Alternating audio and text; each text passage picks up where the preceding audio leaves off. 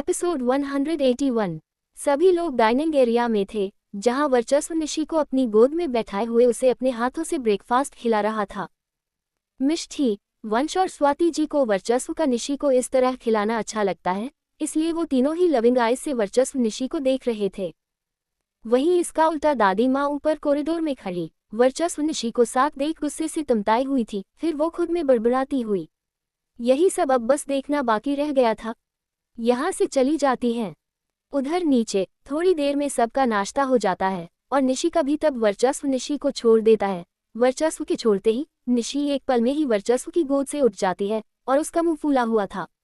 वही वर्चस्व भी खड़ा हुआ, उसने एक नज़र ऊपर कॉरिडोर की तरफ देखा, फिर बाकी लोगों की तरफ देख अपनी एरोगेंट वॉइस में बोला, मैं कंपनी जा रहा हूँ और मेरे जाने के बाद कोई भी मेरी बीबी को कुछ नहीं बोलेगा। एंड अगर किसी ने उसे कुछ कहा देन वो समझ ले उसका इस मेंशन में आखिरी दिन है। छोटा हो या बड़ा फिर मैं कुछ नहीं सोचूंगा, और ये वार्निंग नहीं है, अब मैं ऐसा ही करूंगा। अपनी ये बातें बोल वर्चस्व किसी के कुछ रिएक्ट करने या बोलने का वेट नहीं करता है। वो निशी के करीब गया जो अभी ही उससे दूर गई थी। निशी के करीब जा वर्चस्व ने निशी के चेहरे को अपने दोनों हाथों के पंजों में भरा, उसके चेहरे के करीब अपना चेहरा ले गया और उसके माथे को अपने होठों से प्यार से चूमे एक सॉफ्ट सी आवाज में बोला, टेक केयर बीबी। निशी शांत खड़ी थी, उसने कुछ रिएक्ट नहीं किया। वही वर्चस्व यहाँ से चला गया। घर वालों के लिए वर्चस्व रूड और उसी पल निशी के लिए सॉफ्ट था। ये देख घर वाले हैरान थे। वंश ने इसी हैरानी से कहा, ये क्या है भाई, हमारे गले में छुरी लटका कर निशी को पप्पी देकर चले गए। वो हमारे साथ भी सॉफ्ट बिहेव कर सकते थे, क्या हम में कांटे लगे हुए हैं। वंश की ये बात सुन मिष्टी और स्वाति जी हैरानी की दुनिया से बाहर आई। वहीं वंश की यही बात सुन निशी किसी सोच में डूब गई। दोपहर का समय, निशी गार्डन साइड बाहर हवा खाते हुए एक चेयर पर खुद में ही गुम बैठी हुई थी। तभी वहां मिष्टी और वंश आते हैं। उन दोनों को ही निशी का मूड कुछ ठीक सा नहीं लगता है। ये देख वंश ने मिष्टी से कहा, निशी मॉर्निंग से ही ऐसी है, शायद वो परेशान है। पर क्यों? वंश के इस सवाल पर मिष्टी थोड़ी सोचती हुई बोली, मैं भी कल जो हुआ उन सब की वजह से। मिष्टी की इस बात पर वंश नॉर्मल भाव से बोला, हो सकता है। और फिर आगे वंश अपने चेहरे पर एक चमक लाते हुए बोला, तो क्यों न हम निशी को खुश करें। हमारे होते हुए वो सैड कैसे रह सकती है, अच्छी नहीं लगती है वो ऐसे। वंश की इस बात पर मिष्टी अग्री करते हुए बोली, हाँ सही बोल रहे हो तुम, पर हम उसे खुश कैसे करें। मिष्टी का ये सवाल सुन अब वंश थोड़ा सोच में पड़ गया। फिर उसने मिष्टी के कान में कुछ कहा, जिसे कहते हुए वंश के चेहरे एक खुशी थी और उसकी बात सुनकर मिष्टी के चेहरे पर भी खुशी आ जाती है। वो उसी तरह चाहते हुए बोली, हाँ ये बिल्कुल अच्छा आइडिया है निशी को चिल मूड में करने का। मिष्टी की ये चाहती हरकत देख अब वंश ने मिष्टी के सिर पर एक चपत लगा दी और बोला, तुम्हें खुद में खुश होने को नहीं बोला हूं मैं, जाओ जाकर निशी के पास कुछ करो। वंश के हाथ से चपत खाकर मिष्टी उसे घूरने लगी, जो देख वंश उसे अब आंखों के इशारों से बोला कि वो निशी के पास जाए। वंश का ये इशारा देख मिष्टी ने अभी भी उसे थोड़ा घूरा, फिर उसने वंश को पूरी तरह इग्नोर किया और जाकर निशी के पास बैठ गई।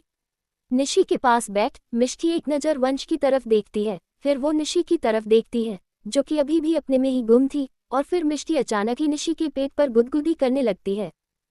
मिष्टी अचानक आए और ये उसने अचानक ही किया, इसलिए निशी हैरान हो जाती है।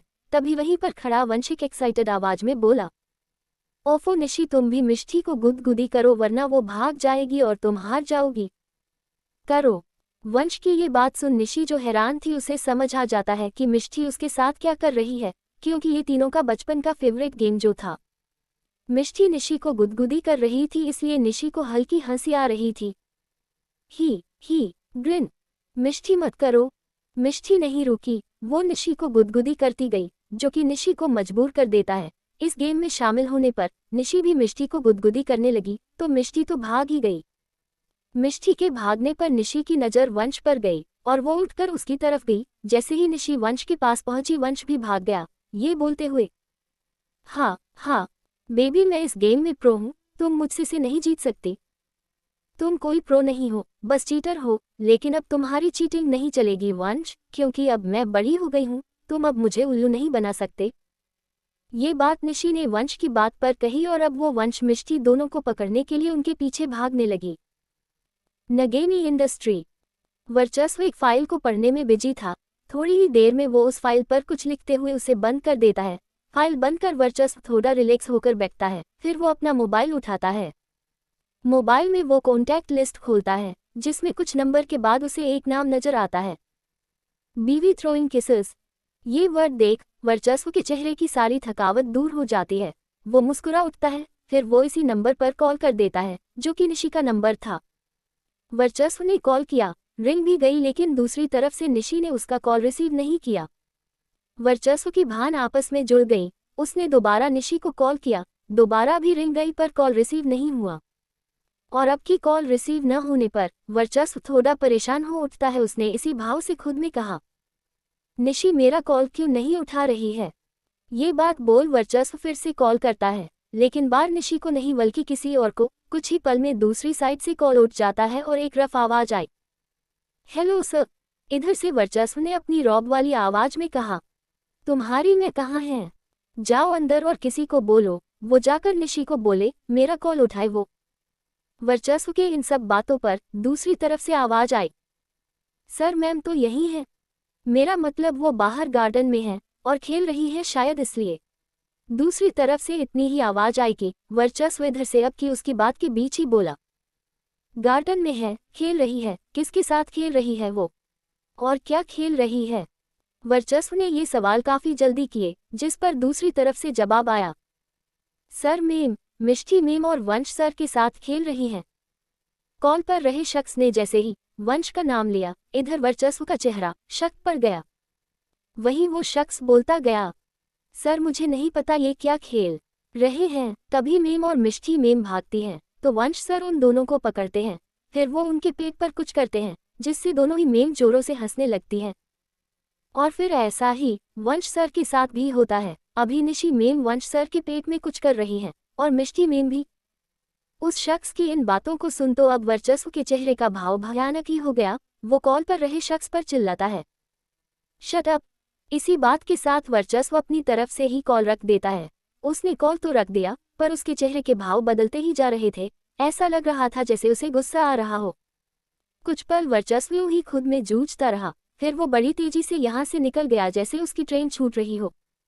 वर्चस्व केबिन के बाहर गया, वहीं उसे मयंक मिल गया। मयंक ने वर्चस्व से कहा, सर मीटिंग का पूरा अरेंजमेंट हो गया।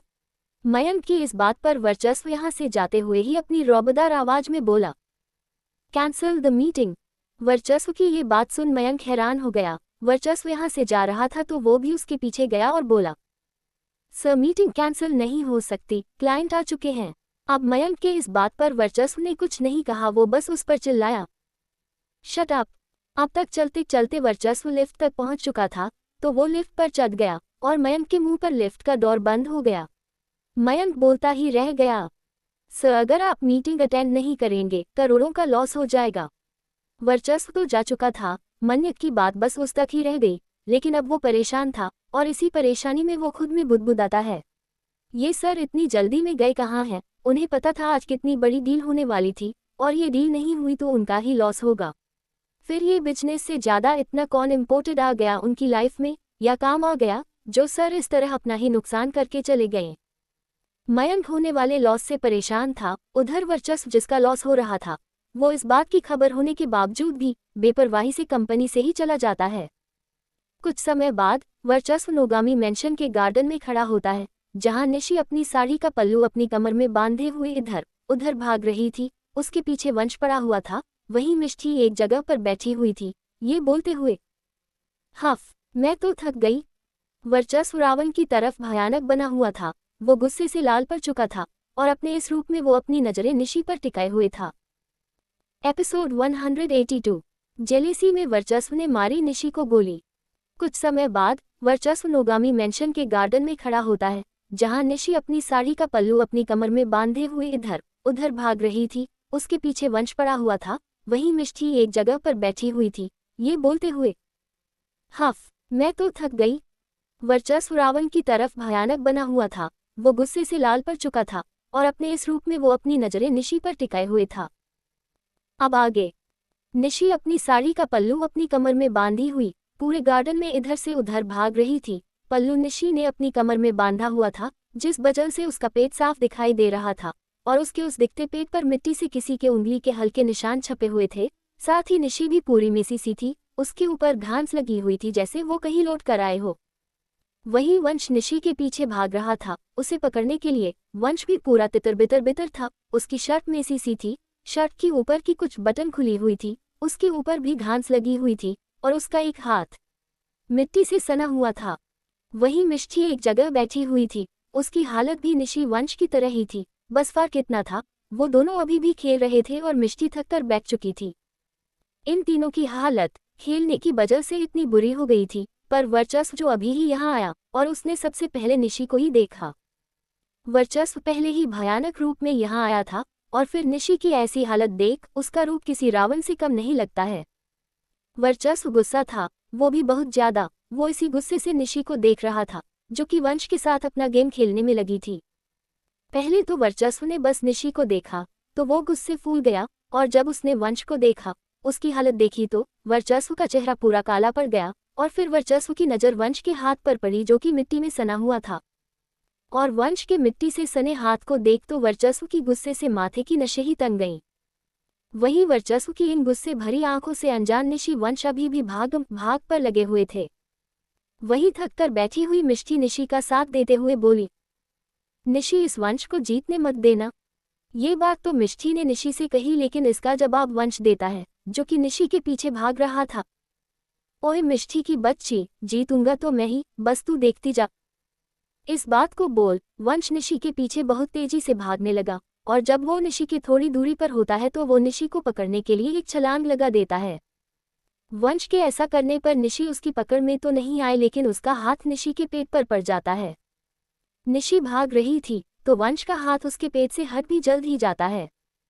खेल खेल में ये जो हुआ वो सबके लिए निशी, वंश, मिष्टी तीनों के लिए नॉर्मल था, लेकिन किसी के लिए ये उसके गुस्से को और भड़काने के लिए काफी था।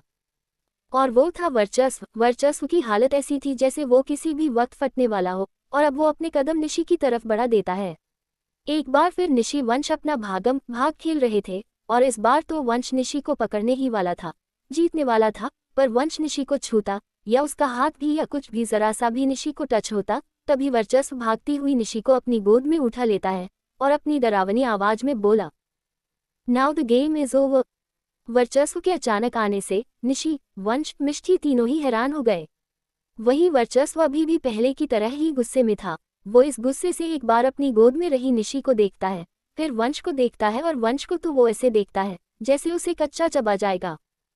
और वर्चस्व का यूं देखना जब वंश ने देखा तो हैरानी में ही उसकी आंखें बड़ी बड़ी हो गईं और उसके चेहरे पर डर भरे भाव आ गए। वो यूं ही खुद में बुदबुदाता है, शिट, लग गई लंका में आग।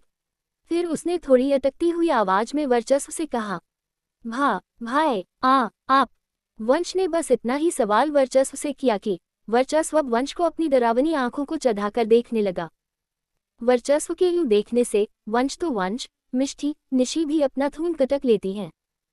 कुछ पल वर्चस्व यूं ही वंश को देखता रहा, फिर वो निशी को अपनी गोद में लिए हुए मेंशन के अंदर चला गया। वर्चस्व के जाने के बाद भी वंश टेंशन में था। भाई गुस्से में है, होप वो निशी को हट न करें। जाकर देखूं क्या? नो, मैं गया तो वो और गुस्से से फट जाएंगे। मैं क्यों निशी के साथ खेल रहा था, जब मुझे पता है भाई जल जाते हैं इन सब से, और फिर गुस्सा करते हैं और गुस्से में कुछ भी कर देते हैं, जैसे उन्होंने एक बार इसी जलन के गुस्से में निशी को गोली मार दी थी। कहीं वो आज फिर कुछ। नो, वो अब बदल गए हैं, वो अब निशी को हट नहीं करेंगे। ये सब बातें वंश ने एक डर और परेशानी से खुद में बोली। यही सामने ऊपर बालकनी पर दादी माँ खड़ी थी, उनके कानों में निशी की खिलखिलाती हुई हंसी की आवाज गूंज रही थी। दादी माँ यहाँ तब से खड़ी थी जब से निशी, वंश, मिष्टी खेल रहे थे। इस खेल में निशी खुश थी, जो देख दादी माँ चिड़ी हुई आंखों से निशी को देख रही थी। और अब तो वर्चस्व भी आ गया था, जो कि आते ही निशी को अपनी बाहों में उठा लिया और उसे अपने साथ लेकर मेंशन के अंदर चला गया। ये देख तो दादी माँ गुस्से आग बबूला हो उठी थी, उनके चेहरे पर अभी भी वही गुस्से भरा भाव था। इस गुस्से में उन्होंने हर वो पल याद किया जब जब वर्चस्व निशी के लिए उनसे लड़ा और उनकी आंखों के सामने निशी को प्यार किया। उन पलों को याद कर तो दादी माँ इतने गुस्से में आ जाती हैं कि वो अपने दांतों को भींच लेती हैं। फिर वो यहाँ बालकनी से अपने रूम में जाती है, वहाँ वो बेड पर बैठ जाती है और एक गुस्से भरी आवाज में खुद में बोली, वर्चस्व इस लड़की के पीछे पागल हो गया है। जो कभी किसी की बात नहीं सुनता था वो अब इस लड़की के इशारों पर नाच रहा है। किसी की हिम्मत तक नहीं होती थी कोई वर्चस्व को छू सके और वर्चस्व इस लड़की को अपनी गोद में लेकर घूमता रहता है। वर्चस्व ही नहीं पूरा परिवार उस लड़की के साथ हो गया है। आखिर क्या जादू कर दिया है इस लड़की ने सब पर। मुझे कुछ करना होगा। इस लड़की की वजह से आज वर्चस्व मेरा पूरा परिवार मुझसे दूर हो गया। किसी को मेरी कोई परवाह नहीं है। वर्चस्व तो मेरा हाल तक नहीं पूछा। मुझे मेरा पहले जैसा परिवार वापस चाहिए और ये तभी होगा जब ये लड़की इस मेंशन से जाएगी। क्या ऐसा नहीं हो सकता वर्चस्व इस लड़की को अपने जीवन से निकाल दे। मैं भी क्या बोल रही हूँ। वर्चस्व इस लड़की को अपने जीवन से निकालेगा। 2 साल ये लड़की गायब रही, यहाँ से भाग कर गई, न जाने कहाँ और किसके साथ रही होगी। फिर भी वर्चस्व ने इसे अपना लिया। वर्चस्व तब भी उस लड़की के साथ रहा जब मैंने उसे सच बताया कि वो लड़की कैसे पैसों के लिए उसके जीवन में आई थी। इन सब के बावजूद भी वर्चस्व उस लड़की को नहीं छोड़ा। छोड़ा क्या, जरा सा गुस्सा तक नहीं किया और उससे शादी कर लिया। जब वो लड़की उसकी कुछ नहीं थी तब उसने उसे नहीं छोड़ा तो अब तो वो उसकी पत्नी है, शादी कर ली है उसने, उससे कैसे होगा कुछ। उद्धरण चिन्ह गलती मेरी ही है। मैं उस लड़की को खरीद कर लाई थी जिसके पीछे वर्चस्व पहले से ही पागल था। अपने पैर पर कुल्हाड़ी तो मैंने खुद मारी, वो भी पैसे देकर। दादी माँ तो बोलना शुरू की तो वो बोलती ही गई और उनकी इन बातों में बस गुस्सा था और कुछ नहीं। वर्चस्व का रूम। वर्चस्व निशी को लेकर अपने रूम में आता है। निशी खेल रही थी और अचानक आकर वर्चस्व उसे ऐसे अचानक ही रूम में उठा लाया। इससे निशी का दिमाग खराब होता है। वो एक चिड़ी हुई आवाज में वर्चस्व की गोद में मचलते हुए बोली, वर्चस्व छोड़ो मुझे।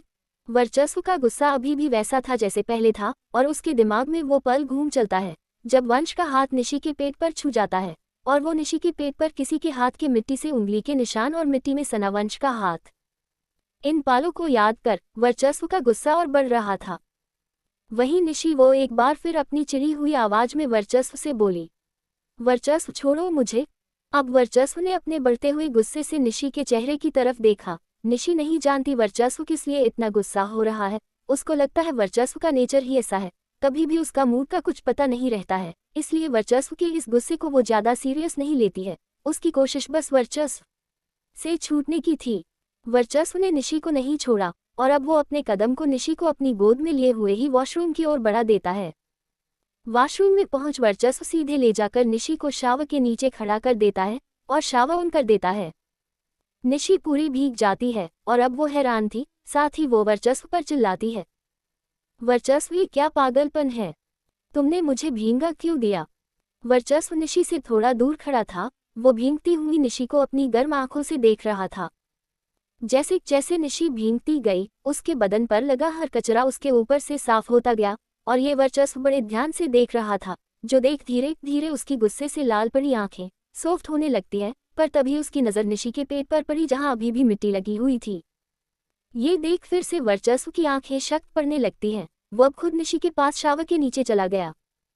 अब वर्चस्व निशी दोनों ही शावर के नीचे भीग रहे थे। वर्चस्व ने अपना एक हाथ निशी की कमर में रख उसे खुद से चिपका लिया और वो अपने दूसरे हाथ को निशी के पेट पर रख उसके पेट पर लगी मिट्टी को हल्के हाथ से रब करते हुए छूटाने लगा। जब वो मिट्टी निशी के पेट से धुल गई, वर्चस्व की शक्त पड़ी आंखें एक बार फिर सॉफ्ट होने लगती हैं और इतनी देर गुस्से में रहा वर्चस्व अब बोला, बीबी तुम खेलते हुए गंदी हो गई थी, इसलिए मैं तुम्हें यहाँ ले आया। वर्चस्व ने ये बातें काफी सॉफ्ट आवाज में कही। उसकी आवाज से ऐसा लग ही नहीं रहा था अभी कुछ पल पहले वो गुस्से से जल रहा था। पर वर्चस्व की सॉफ्टनेस का निशी पर कोई असर नहीं करता है क्योंकि अब वो गुस्सा थी और वो इसी गुस्से से वर्चस्व के चेहरे को देखते हुए बोली, ये क्या अजीब हरकत है वर्चस्व, गंदी थी तो तुम मुझे उठाकर लाकर नहला दिए। इतनी भी गंदी नहीं थी मैं जो मुझे नहाना पड़े, पता नहीं क्या करते हो तुम। ये लास्ट बात बोल निशी वर्चस्व को खुद से दूर करने के लिए उसे पीछे की तरफ धक्का दे देती है। पर तभी वर्चस्व और निशी के करीब आ गया और अब वो निशी को पीछे की तरफ धक्का दे देता है। निशी जाकर दीवार से जा लगी। वर्चस्व उसके सामने आकर खड़ा हो गया और अब वो निशी के साड़ी के पल्लू को उसके कंधे से गिराने लगा। एपिसोड 183 जलन या पागलपन। ये क्या अजीब हरकत है वर्चस्व, गंदी थी तो तुम मुझे उठाकर लाकर नहला दिए। इतनी भी गंदी नहीं थी मैं जो मुझे नहाना पड़े? पता नहीं क्या करते हो तुम। ये लास्ट बात बोल निशी वर्चस्व को खुद से दूर करने के लिए उसे पीछे की तरफ धक्का दे देती है, पर तभी वर्चस्व और निशी के करीब आ गया और अब वो निशी को पीछे की तरफ धक्का दे देता है। निशी जाकर दीवार से जा लगी, वर्चस्व उसके सामने आकर खड़ा हो गया और अब वो निशी के साड़ी के पल्लू को उसके कंधे से गिराने लगा। अब आगे वर्चस्व निशी वॉशरूम में शावर के नीचे खड़े थे। दोनों एकदम करीब थे। निशी ने वर्चस्व को धक्का दिया और उससे दूर होने लगी, पर तभी वर्चस्व ने भी निशी को धक्का दिया। वर्चस्व ने निशी को धक्का दिया तो निशी पीछे दीवार से जा लगी। वर्चस्व उसके सामने आकर खड़ा हो गया। वो अपनी पूरी बॉडी से निशी का रास्ता ब्लॉक कर देता है। निशी अब जहां खड़ी थी वहीं खड़ी रह गई और ऐसा होने पर निशी को और गुस्सा आता है। वो अपनी गुस्से भरी आंखों से अपने सामने खड़े वर्चस्व के चेहरे को देखती है। निशी का ये गुस्सा वर्चस्व देख रहा था, पर उसे कोई फर्क नहीं पड़ता है। वो अपना एक हाथ पीछे दीवार में टिका देता है और एक हाथ से निशी के साड़ी के पल्लू को उसके कंधे से नीचे गिराने लगता है। वर्चस्व के ऐसा करने पर निशी ने वर्चस्व का हाथ पकड़ लिया। वर्चस्व ने निशी का हाथ झटक दिया और साड़ी का पल्लू निशी के कंधे से नीचे गिरा दिया। आगे वर्चस्व अपना हाथ निशी के बेक पर लेकर गया। वो वहां निशी के ब्लाउज की डोरी खोलता है और फिर हुक खोलने लगता है। ब्लाउज का हुक खुला तो ब्लाउज निशी के सीने पर पूरा लूज हो गया और इसी पर निशी बेहद ही गुस्से से वर्चस्व की आंखों में देखती है। वहीं वर्चस्व निशी की तरफ झुका वो अपना चेहरा निशी के कान के पास ले गया और वो निशी के कान में फुसफुसाता है। बीबी क्यों गुस्सा हो रही हो इतना तुम? मैं तो बस तुम्हें नहला रहा हूँ। इसी बात के साथ वर्चस्व निशी की ब्लाउज उसके बदन से निकाल कर नीचे गिरा देता है। फिर वो अपना हाथ निशी की कमर पर रखता है और उसकी साड़ी खोलने लगता है। कुछ ही पल में निशी की साड़ी भी उसके बदन से अलग होकर नीचे गिरी रहती है। निशी बस इनअवेयर में रह जाती है, जिसे भी वर्चस्व उसके बदन से अलग कर देता है। निशी के सारे कपड़े नीचे गिरे होते हैं और निशी वो अब बिना किसी कपड़े के वर्चस्व के सामने खड़ी होती है। और ऐसे में अब निशी शांत खड़ी हो जाती है और वो जो गुस्से से वर्चस्व की आंखों में देख रही थी, वो अपनी नज़रों को भी झुका लेती है। निशी का यूं अचानक शांत होना और उसकी झुकी हुई नजरें वर्चस्व ने देखी तो वो एक सॉफ्ट आवाज में बोला, बीबी जब तुम ऐसे शर्माती हो बड़ी प्यारी लगती हो। वर्चस्व की इस बात पर निशी ने कुछ रिएक्ट नहीं किया। वो अपनी नजरें झुकाकर ही खड़ी थी। वहीं अब वर्चस्व अपनी शर्ट की बटन खोलने लगा और फिर वो अपनी शर्ट उतार नीचे गिरा देता है। ऐसा करने के बाद वर्चस्व ने दीवार से चिपकी हुई निशी को उसकी कमर पकड़ उसे खुद के करीब किया, इतना करीब कि निशी के सीने के उभार वर्चस्व की चेस्ट से जुड़ गए। निशी को खुद के इतना करीब कर फिर वर्चस्व जोरों से निशी को हक कर लेता है, इतना कसकर जैसे वो निशी की रूह में मिल जाना चाहता हो। इस हक के साथ ही वर्चस्व अपना एक हाथ निशी के पेट पर रब कर रहा था, ठीक वहीं पर जहां पर निशी के पेट पर मिट्टी लगी थी, जो कि कब की छूट चुकी थी, पर वर्चस्व फिर भी वहां पर रब कर रहा था। कुछ पल इस तरह कसकर वर्चस्व निशी को हक कर शांति से खड़ा रहा। फिर उसने अपनी बॉडी निशी के बदन पर हल्के से प्रेस की और वही अपनी सॉफ्ट आवाज में बोला, बीबी मुझे फील करो। निशी ने पहले की तरह ही अब भी न ही वर्चस्व की बात सुनी, न ही उसने कुछ रिएक्ट किया। निशी का कुछ रिएक्ट करना न देख वर्चस्व ने निशी के दोनों हाथ उठाए और उन्हें खुद से ही अपने बेक पर रख दिया। वर्चस्व के ऐसा करने पर वर्चस्व निशी के बीच करीबी और बढ़ गई। दोनों के बदन एक दूसरे से पूरी तरह चिपक गए, उनके बीच से जरा सी हवा भी नहीं निकल सकती थी। और ऐसा कर वर्चस्व के चेहरे पर एक सुकून भरा भाव था, पर अचानक ही उसके चेहरे का ये भाव बदला। उसने अपने चेहरे के भाव थोड़े सख्त किए। इसी भाव से उसने निशी के चेहरे को देखा और अब वो एक थोड़ी सनकी आवाज में बोला, बीबी मेरे अलावा तुम्हें कोई और मत टच करे, मुझे अच्छा नहीं लगता है, इसलिए तुम ध्यान रखना कोई भी मर्द तुम्हें टच न करे। कोई भी मर्द, चाहे तुम्हारी उससे कितनी भी क्लोजनेस क्यों न हो, चाहे वो तुम्हारा दोस्त ही क्यों न हो। ये आखिरी लाइन पर वर्चस्व ज्यादा जोर देता है। वही वर्चस्व की इन बातों को सुन निशी ने अब रिएक्ट किया। वो वर्चस्व को अजीब नजरों से देखने लगी और उसके चेहरे के भाव ऐसे हो जाते हैं जैसे वो समझने की कोशिश कर रही हो कि वर्चस्व उससे ऐसी बातें क्यों बोल रहा है। निशी वर्चस्व की बातों का जवाब ढूंढने में अपनी सोच में खो जाती है और वहीं वर्चस्व वो थोड़ी देर और निशी से एकदम चिपक कर खड़ा रहा, शायद तब तक जब तक वर्चस्व की बॉडी की खुशबू निशी के बदन से नहीं आने लगी। फिर वर्चस्व ने शावर बंद कर दिया। वहीं टॉवल रखा हुआ था, उसी टॉवल में वो भीगी हुई निशी को लपेटकर अपनी बाहों में उठा लेता है। फिर निशी को लेकर रूम में चला जाता है। रूम में वर्चस्व निशी को बेड पर बैठा देता है और खुद वापस वॉशरूम की तरफ चला जाता है। क्योंकि वो अभी भी भींगा हुआ था, उसने पैंट पहन रखी थी, जो कि गीला था और उस गीले पेंट की वजह से रूम का फर्श भी थोड़ा गीला हो चुका था। जब वर्चस्व वॉशरूम से बाहर आया तो वो अपनी कमर में टॉवल लगा रखा था। उसने पहले अपने कपड़े पहने, फिर उसने वार्डरोब से एक कुर्ती निकाली जिसे लेकर वो निशी के पास पहुंच गया। वर्चस्व उस कुर्ती को निशी को पहनाने लगा। जब वर्चस्व ने निशी को कुर्ती पहना दी तभी निशी वर्चस्व को अजीब तरह से देखते हुए बोली, वर्चस्व तुमने ये सब इसलिए किया क्योंकि मैं वंश के साथ खेल रही थी और खेलते हुए वंश का हाथ मुझे टच हुआ था। निशी की ये बात सुन वर्चस्व ने निशी के चेहरे को देखा और हल्के से मुस्कुरा कर बोला, बीबी काफी समझदार हो गई हो तुम। वर्चस्व की ये बात सुन निशी को अपनी बात का सच होना समझ आ जाता है और अब वो वर्चस्व को और अजीब नज़र से देखने लगी। उसकी इन अजीब नज़रों को वर्चस्व ने देखा तो वो हल्के से फिर से मुस्कुरा देता है, साथ ही बोला, बीबी अब जब तुम समझ ही गई हो क्यों मैंने ये सब किया तो ऐसा दोबारा नहीं होना चाहिए। सच बताऊं तो जलन होती है मुझे। अगर कोई दूसरा मर्द तुम्हारे आसपास होता है तो मुझे गुस्सा आने लगता है। वर्चस्व अपनी ये बातें बोल ही रहा था, तभी अब निशी उसकी बात को काटते हुए बोली, जलन? वर्चस्व, ये जलन नहीं पागलपन है। वंश तुम्हारा भाई है और मेरा एक अच्छा दोस्त, तुम उससे कैसे जल सकते हो? तो क्या हुआ, वो मेरा भाई है और तुम्हारा दोस्त है, मुझे होती है जलन तो होती है। मुझे किसी भी मर्द का तुम्हारे आसपास होना नहीं अच्छा लगता तो नहीं लगता, चाहे वो मेरा भाई ही क्यों ना हो।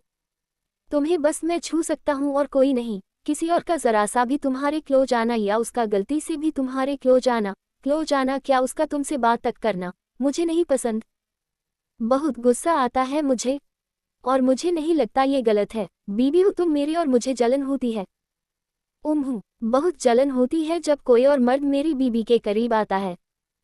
शायद मर्द क्या, कोई लड़की भी तुम्हारे करीब होती है तो मुझे जलन होती है, इसलिए तुम लड़कियों से भी दूरी बनाकर रहोगी।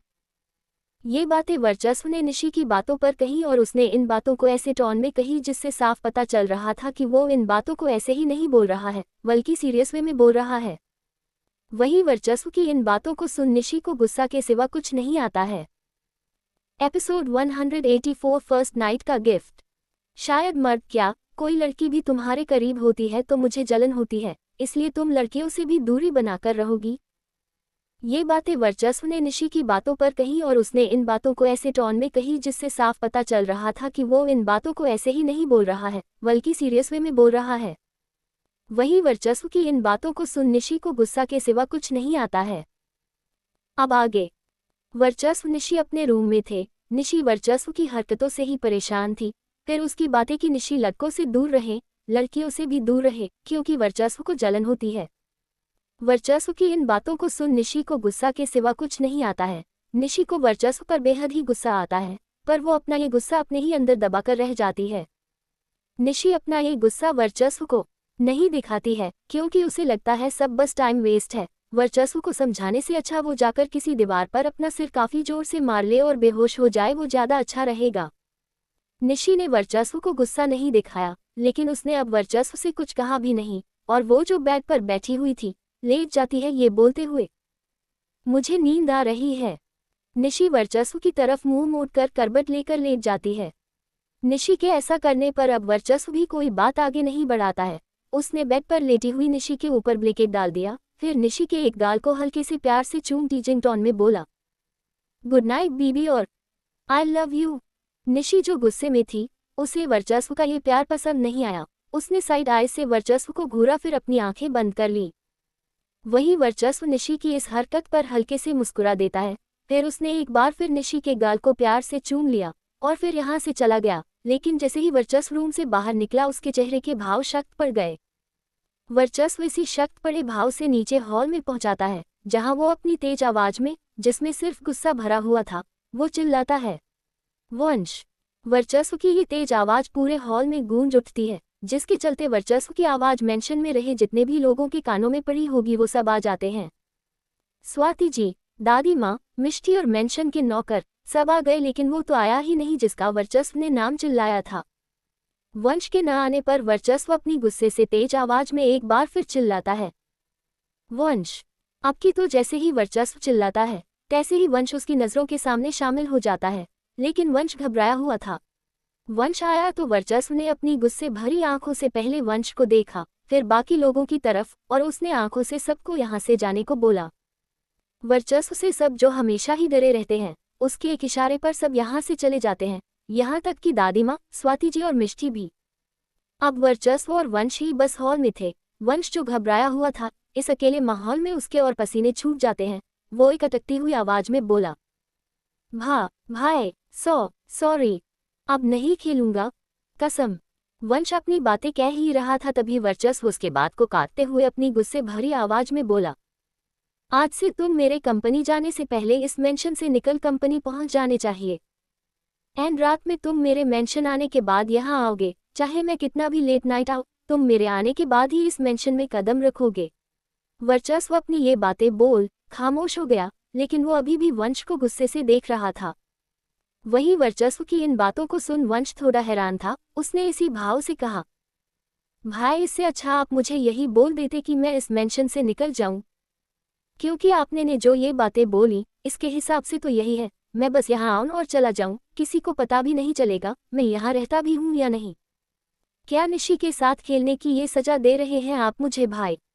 उद्धरण चिन्ह, मुझे घर से निकाल रहे हैं।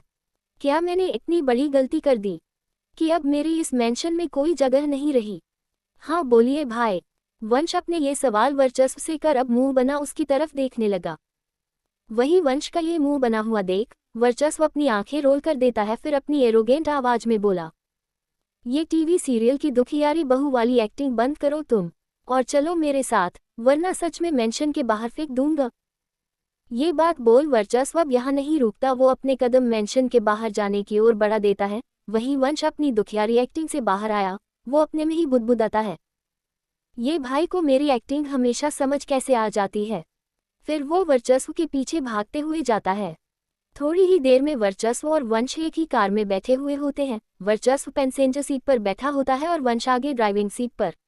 खुद को ड्राइवर की जगह पर देख वंश का फिर मुंह बन जाता है और वो खुद में बोला, निशी के साथ खेलने का बदला अब भाई चुन चुन कर मुझसे लेंगे, हर पल टॉर्चर करेंगे।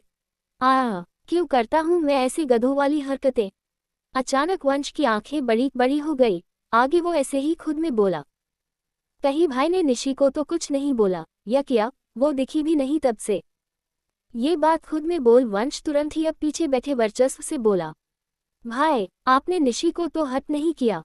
वंश का ये सवाल सुन वर्चस्व अपनी आंखें चढ़ा वंश को देखता है, फिर अपने दांतों को भींचते हुए बोला, तुम्हें लगता है मैं उसे हट करूंगा? वंश जल्दी से नमे सिर हिला देता है, अब कार स्टार्ट करो और चलो यहाँ से। वर्चस्व की आवाज और उसकी बात से साफ पता चल रहा था, वर्चस्व अभी भी वंश पर भड़का हुआ है। वंश ने अपना थूम कटक लिया और अब वो वर्चस्व से कुछ न कहते हुए कार स्टार्ट कर यहाँ से निकल गया। रात का समय, अभी रात के 10 बज रहे थे। निशी रूम में विंडो के पास खड़ी बाहर की ठंडी हवा खा रही थी। तभी बाहर से रूम में वर्चस्व आया, जो कि अभी ऑफिस से लौटा था। आते ही वर्चस्व अपना ब्लेजर उतार कर रखता है। ये करते हुए वर्चस्व की नज़र निशी पर पड़ी। वर्चस्व सो चला गया। वर्चस्व निशी के पीछे जाकर खड़ा हो जाता है। वो एक नज़र खिड़की के बाहर देखता है, ये देखने के लिए कि निशी बाहर क्या देख रही है। वर्चस्व को बाहर कुछ नजर नहीं आया, लेकिन मौसम अच्छा था, ये वर्चस्व को भी महसूस हुआ। इस अच्छे मौसम में वर्चस्व निशी के पेट पर अपने हाथ रखते हुए और उसके नेक के पास अपना चेहरा छुपाते हुए वो निशी को पीछे से अपनी बाहों में भर लेता है। निशी अपने में ही खोई हुई थी। वर्चस्व के यूं अचानक करने पर निशी थोड़ी हड़बड़ा जाती है, पर तभी वर्चस्व ने और कसकर निशी को अपनी बाहों में भर लिया और अपनी मंद आवाज में निशी नेक पर बुदबुदाता है, बीबी मैं हूँ। वर्चस्व की आवाज सुन निशी समझ जाती है वर्चस्व है। अब वो शांत हो जाती है। वही वर्चस्व निशी से चिपकता जाता है। वो निशी से अपनी करीबी बढ़ा रहा था, पर शायद अभी निशी का ऐसा कुछ मन नहीं था, इसलिए वो वर्चस्व से खुद को छुड़ाती है और बैग की तरफ जाने लगती है। तभी वर्चस्व अपनी सख्त आवाज में बोला, रुको बीबी। वर्चस्व की अचानक सख्त आवाज निशी को थोड़ा सहमा देती है, जिसके चलते वो रुक जाती है। वर्चस्व चलकर निशी के पास गया, फिर वो नीचे बैठ गया और निशी के पैरों को देखने लगा। निशी को समझ नहीं आया ये वर्चस्व क्या कर रहा है, इसलिए वो अब सवाल भरे भाव से बोली, वर्चस्व ये तुम क्या कर रहे हो? वर्चस्व कुछ पल निशी के पैरों को देखता रहा, फिर उसने निशी के चेहरे की तरफ देखा और बोला, निशी तुम्हारी पायल कहाँ गई? वर्चस्व का ये सवाल निशी को अजीब लगा, पर उसने जवाब दिया, वो मैंने उतार दी। क्यों उतारी? ये सवाल फिर से वर्चस्व ने किया। जिस पर निशी बोली, मेरा मन किया क्या अब मैं उसे पूरा दिन पहन कर घूमूं। हाँ घूमो, क्योंकि मुझे तुम्हारी पायल की आवाज पसंद थी, उसके शोर के बिना अधूरा लग रहा है। ये बातें वर्चस्व ने कही निशी की बात पर, और वर्चस्व की ये बात निशी को हैरान कर देती है। उसने अब यूं ही कहा, क्या अब ये क्या है वर्चस्व? वर्चस्व ने निशी की इस बात पर कुछ नहीं कहा, बल्कि उसने अपनी बात कही, बीबी तुम पायल फिर से पहन लो, अच्छी लगती है वो तुम्हारे पैरों पर, और जब तुम चलती हो फिर वो शोर करती है, वो और अच्छा लगता है। जाओ जाकर तुम पायल पहन कर आओ। वर्चस्व की ये बातें तो अब निशी को और हैरान कर देती हैं, पर वो उसकी इन बातों पर अब कुछ नहीं कहती, बस एक चिड़ी हुई आवाज में बोली, मेरा मन नहीं है तो मैं नहीं पहनूंगी, मुझे नहीं पसंद उनका शोर। ये बोल अब निशी जो रुकी थी वो बैग की तरफ चली जाती है। वहीं निशी का जवाब सुन वर्चस्व के चेहरे के भाव ऐसे हो जाते हैं जैसे उसे गुस्सा आ रहा हो। फिर उसने थोड़ा अपनी आंखों को भींच लिया, और जब उसने अपनी आंखें खोली तो वो रूम से बाहर ही चला गया। 1 घंटे बाद रूम से गया हुआ वर्चस्व वापस रूम में आता है। वो चलकर निशी के पास गया जो कि बैग पर बैठी हुई अब मोबाइल चला रही थी। वर्चस्व ने निशी के हाथ से मोबाइल छीन साइड में रख दिया और खुद फर्श पर निशी के पैरों के सामने बैठ गया। वर्चस्व जाना फिर अचानक आना, और अब ये वो क्या कर रहा था? निशी एक बार फिर हैरान हो जाती है। उसने इसी भाव से कहा, वर्चस्व अब क्या हुआ? वर्चस्व ने कोई जवाब नहीं दिया। उसने निशी का एक पैर अपने हाथों में थामा, फिर वो अपने पैंट की पॉकेट से कुछ बॉक्स जैसा निकालता है। वो उस बॉक्स को खोलता है। उस बॉक्स में मोटी मोटी बजने वाली मोतियों से भरी सुंदर झांझरी थी। वर्चस्व उस झांझरी को एक एक कर निशी के दोनों पैरों पर पहना देता है। ऐसा कर वर्चस्व खुश था। वहीं निशी के होश उड़े हुए थे। वो सेंस में तब आई, तब वर्चस्व उसके दोनों पैरों के तलवों को अपने होठों से चूमते हुए बोला, बीबी ये हमारी फर्स्ट नाइट का गिफ्ट है। एपिसोड 185। वर्चस्व का प्यार, निशी का गुस्सा, दादी माँ की जलन। वर्चस्व ने कोई जवाब नहीं दिया। उसने निशी का एक पैर अपने हाथों में थामा, फिर वो अपने पैंट की पॉकेट से कुछ बॉक्स जैसा निकालता है। वो उस बॉक्स को खोलता है। उस बॉक्स में मोटी मोटी बजने वाली मोतियों से भरी सुंदर झांझरी थी। वर्चस्व उस झांझरी को एक एक कर निशी के दोनों पैरों पर पहना देता है। ऐसा कर वर्चस्व खुश था। वहीं निशी के होश उड़े हुए थे। वो सेंस में तब आई, तब वर्चस्व उसके दोनों पैरों के तलवों को अपने होठों से चूमते हुए बोला, बीबी ये हमारी फर्स्ट नाइट का गिफ्ट है। अब आगे। निशी बेड पर बैठी हुई थी। वहीं वर्चस्व निशी के पैरों के पास नीचे फर्श पर बैठा हुआ था। वर्चस्व ने निशी के दोनों पैरों पर अपने हाथ से झांझरी पहनाई और फिर वो निशी के दोनों पैरों के तलवों को अपने होठों से प्यार से चूमते हुए बोला, बीबी ये हमारी फर्स्ट नाइट का गिफ्ट है। निशी वर्चस्व के इस गिफ्ट से हैरान थी। उसने इसी भाव से एक बार अपने पैरों को देखा जो उन झांझरी के साथ बहुत खूबसूरत लग रहे थे। फिर निशी वर्चस्व की तरफ देखती है जो कि उसकी ही तरफ प्यार से देख रहा था। झांझरी निशी के पैरों पर अच्छी लग रही थी, लेकिन शायद निशी को वो नहीं पहननी थी, इसलिए उसने इस पर कोई खुशी नहीं दिखाई, बल्कि वो उस झांझरी को अपने पैरों से उतारने लगती है, ये बोलते हुए, मुझे नहीं चाहिए तुम्हारा कोई भी गिफ्ट, और ये तो बिल्कुल भी नहीं, मुझे नहीं पसंद ये। निशी झांझरी को उतार तो रही थी, पर वो खुलती ही नहीं है। निशी ने लाख कोशिश की, वो नहीं खुलती है। निशी परेशान हो जाती है। अब वो इसी भाव से बोली, ये खुल क्यों नहीं रही है? वहीं निशी की झांझरी खोलने की कोशिश देख, और जब वो नहीं खुली तो उसका परेशान चेहरा देख, वर्चस्व के चेहरे पर शातिर भाव आ जाते हैं। फिर उसने अचानक ही निशी का हाथ पकड़ा, जिससे वो अपने पैरों में पहनी झांझरी को खोलने की कोशिश कर रही थी। वर्चस्व ने निशी का हाथ पकड़ उसे रोकते हुए बोला, बीबी ये मेरा प्यार है, जब तक मैं नहीं चाहूंगा तुम कितनी भी कोशिश कर लो, तुम इन झांझरी को खुद से अलग नहीं कर सकती, और मैं इन्हें खुद तुमसे अलग करूं, कभी नहीं। इसलिए अब शांत हो जाओ, इन्हें उतारने या खोलने की कोशिश मत करो। वर्चस्व ने निशी का हाथ पकड़ा तो निशी ने वर्चस्व का हाथ झटक दिया, और वर्चस्व की बात सुन भी वो फिर से झांझरी को अपने पैरों से उतारने की कोशिश करने लगी, जो कि बेकार थी। झांझरी नहीं खुली। निशी ने वर्चस्व को घूरा, जो कि अपने चेहरे पर शातिर भाव लिए हुए मुस्कुरा रहा था। वर्चस्व के चेहरे के ये भाव देख और उसकी मुस्कान देख निशी ने खा जाने वाली नजरों से वर्चस्व को घूरा। वर्चस्व अभी भी नीचे फर्श पर बैठा हुआ था। निशी ने उसकी चेस्ट पर अपना एक पैर रखा और उसी पैर से वो वर्चस्व को पीछे की तरफ धक्का दे देती है। निशी के ऐसा करने पर वर्चस्व जो फर्श पर बैठा हुआ था वो धड़ाम से लेटने जैसा गिर गया। निशी बेड से उठी और आकर एक फोर्स लगाकर वर्चस्व के पेट पर बैठ गई। फिर वो उसकी शर्ट की कॉलर अपनी मुट्ठी में कसकर भींचती हुई एक खींचाई हुई आवाज में बोली, तुम खुद को समझते क्या हो? हमेशा मुझ पर अपनी मर्जी चलाते हो। निशी वर्चस्व के ऊपर बैठी हुई थी तो वर्चस्व ने निशी की छोटी पतली कमर को अपने बड़े हाथों के पंजों में भरा और निशी को लेकर पलट गया। अब निशी किसी बॉल की तरह नीचे फर्श पर थी और वर्चस्व उसके ऊपर था। वर्चस्व ने निशी की बात पर कहा, मेरी छोटी सी बीबी, तुम भी अपनी मर्जी मुझ पर चला लो। बोलो क्या चाहती हो तुम? वन वर्ड, सारी दुनिया तुम्हारी कदमों में झुका दूंगा। वर्चस्व की इन बातों पर निशी वर्चस्व को खुद के ऊपर से धक्का देती हुई बोली, ये तुम बड़बोली बातें करना बंद कर दो। बहुत अच्छे से समझ गई हूं मैं तुम्हें। बोलते कुछ हो और करते वो तो पता नहीं क्या ही करते हो। उद्धरण चिन्ह, अजीब अजीब हरकतें करते हो। दिमाग ठीक कराओ अपना पहले। मेरे लिए वही बहुत है। अब हटो। ये आखिरी बात बोल अब निशी वर्चस्व को काफी जोर लगा अपने ऊपर से धक्का दे देती है। वर्चस्व निशी के बगल में लुढ़क जाता है। निशी उठ जाती है और वो वापस बेड की तरफ जाने लगती है। निशी चली तो उसके पैरों की झांझरी बहुत जोर से शोर मचा देती है। छुन छुन।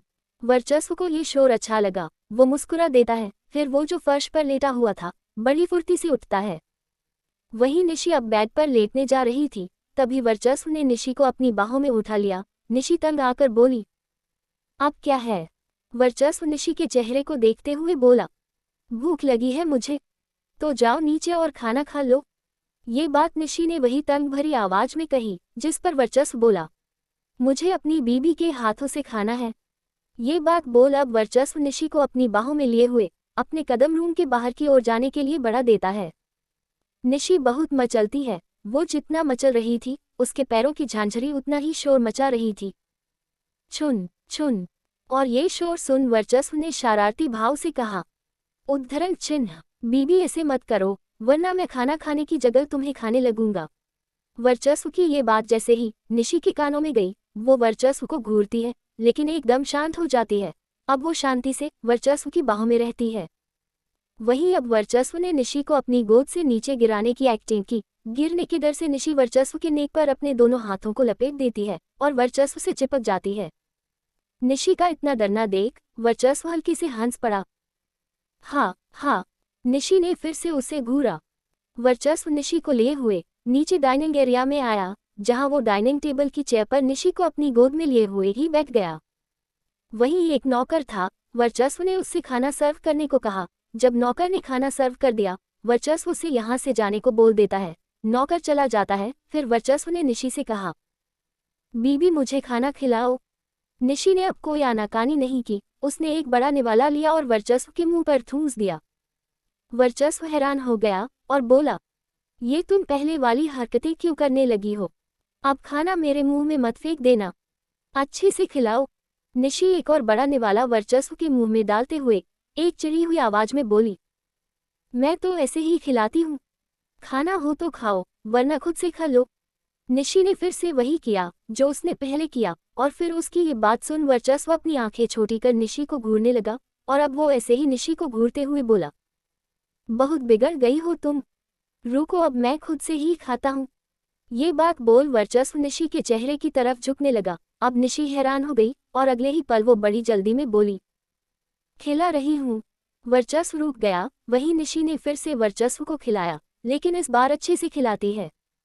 थोड़ी देर बाद वर्चस्व ने अपने हाथ में एक निवाला लिया और निशी के मुंह के पास लेकर गया जो देख निशी बोली, मुझे नहीं खाना, मेरा पेट भरा है। झूठी हो तुम, मैंने फील किया है तुम्हारा पेट खाली है, तुमने अभी तक खाना नहीं खाया है, इसलिए अब ये नौटंकी छोड़ो और चुपचाप खाना खाओ। ये सब बातें वर्चस्व ने कही जिसे सुन निशी का मुंह हैरानी से खुल गया और उसके चेहरे के भाव ऐसे हो गए जैसे उसका झूठ पकड़ा गया हो। वर्चस्व ने निशी के खुले मुंह पर खाना डाल दिया। निशी जो सच में खाना नहीं खाई थी और अब उसे भूख भी लगी तो वो खा लेती है। अब वर्चस्व निशी को खाना खिलाने लगता है। कुछ समय बाद अचानक ही यहाँ पर दादी माँ आई। उन्होंने अपने हाथ में एक जग पकड़ा हुआ था। जब उनकी नज़र वर्चस्व निशी पर पड़ी तो उनके हाथ से जग छूटकर नीचे गिर गया। जग के गिरने से वर्चस्व निशी जो खुद में ही गुम थे उन्होंने उस ओर देखा। दादी माँ को देख निशी हड़बड़ा जाती है। वो वर्चस्व की गोद से उठने लगती है लेकिन वर्चस्व ने उसे उठने नहीं दिया। वर्चस्व ने बस एक नज़र दादी माँ की तरफ देखा, फिर उसने दादी माँ से नजरें फेर ली और अपना ध्यान पूरा निशी पर कर लिया। वर्चस्व फिर से निशी को अपने हाथों से खाना खिलाने लगा। दादी माँ के होने से निशी नहीं खा रही थी, फिर भी उसने जबरदस्ती निशी को खिलाया। वर्चस्व ऐसा बिहेव कर रहा था जैसे यहाँ पर कोई हो ही न। वही दादी माँ अब तक एकदम जल भून चुकी थी। वो जलती हुई आंखों से वर्चस्व निशी को देख रही थी। कुछ पल वो उन दोनों को यूं ही देखती रही, फिर यहाँ से चली गई। जाते हुए दादी माँ ने एक नज़र और वर्चस्व निशी को गुस्से से देखा और खुद में बोली, कुछ करना पड़ेगा इस लड़की का अब तो, या ये लड़की इस घर में रहेगी या मैं। थोड़ी ही देर बाद वर्चस्व निशी दोनों का खाना हो जाता है तो वर्चस्व निशी को अपनी बाहों में उठाए ही अपने रूम में चला जाता है। अब तक दोनों ही दादी माँ को भूल चुके थे। रूम में वर्चस्व ने निशी को बैग पर लेटा दिया और खुद नहाने चला गया, और जब वो नहाकर आया निशी के ऊपर लेट गया। निशी ने एक गहरी सांस ली और अपने ऊपर लेटे वर्चस्व के बालों पर मारते हुए बोली, वर्चस्व तुम मुझे थोड़ा अकेला क्यों नहीं छोड़ देते हो। वर्चस्व निशी से और चिपकते हुए बोला, नहीं छोड़ सकता, तुमसे दूर रहता हूँ बेचैनी सी होती है मुझे बीबी, और तुम्हारे पास होता हूँ तो एक सुकून का एहसास होता है। तुम्हारे एहसास के बिना मुझे नींद ही नहीं आती है, तो कैसे तुमसे दूर हो जाऊं। बहुत अच्छा लगता है जब मैं ऐसे तुम्हारे ऊपर सोता हूँ, एक अलग ही सुकून, एक अलग ही फील होता है। कैसे समझाऊं तुम्हें। वर्चस्व ये बातें बोलते बोलते निशी में खोने लगता है, और निशी में खोते खोते वो उस पल में भी खोने लगता है जब वो पहली बार निशी के ऊपर सोया था, और उसने निशी से अनजान शादी से पहले ही कई हदें पार कर दी और निशी के उस हद तक करीब भी जा चुका था जो शायद शादी के पहले ठीक नहीं था, और निशी जिससे अनजान थी जब तो और नहीं। एपिसोड 186 वर्चस्व का सीक्रेट। कैसे समझाऊं तुम्हें। वर्चस्व ये बातें बोलते बोलते निशी में खोने लगता है, और निशी में खोते खोते वो उस पल में भी खोने लगता है जब वो पहली बार निशी के ऊपर सोया था, और उसने निशी से अनजान शादी से पहले ही कई हदें पार कर दी और निशी के उस हद तक करीब भी जा चुका था जो शायद शादी के पहले ठीक नहीं था, और निशी जिससे अनजान थी जब तो और नहीं। अब आगे। निशी बेड पर लेटी हुई थी और वर्चस्व उसके ऊपर लेटा हुआ था। निशी वर्चस्व के इस चिपकूपन से परेशान थी। वही वर्चस्व और निशी से चिपकता जाता है, फिर वो निशी में खोने लगता है। साथ ही साथ वो उस पल में खोने लगा था जब वो पहली बार निशी के ऊपर सोया था, और उस एहसास में उसने शादी से पहले ही निशी के साथ लेकिन निशी से अनजान बहुत सी लिमिट क्रॉस कर दी थी। फ्लैशबैक।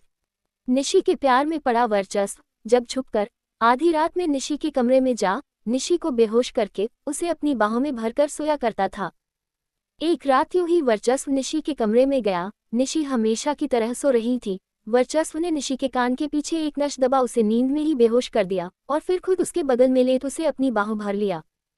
वैसे तो वर्चस्व निशी को अपनी बाहों में भर सो जाता था, लेकिन आज उसे निशी के करीब आकर भी नींद नहीं आती है। वो निशी को अपनी बाहों में लिए हुए उसके चेहरे को देख रहा था, और निशी के चेहरे को देखते हुए वर्चस्व के चेहरे पर एक अलग सी बेचैनी थी। कुछ पल इस बेचैनी से वर्चस्व निशी के चेहरे को देखता रहा, फिर वो अपना चेहरा निशी की ओर झुकाने लगा। वर्चस्व निशी की ओर झुकते हुए और बेचैन हो उठता है, और फिर वो निशी के नेक के पास अपना चेहरा घुसा दिया। वर्चस्व रोज निशी को अपनी बाहों लेकर सोता था, लेकिन वो ज्यादा निशी से चिपकता नहीं था। एक दूरी बनाकर उसे अपनी बाहों में लेकर सोता था, पर आज वर्चस्व थोड़ा निशी के करीब जा रहा था।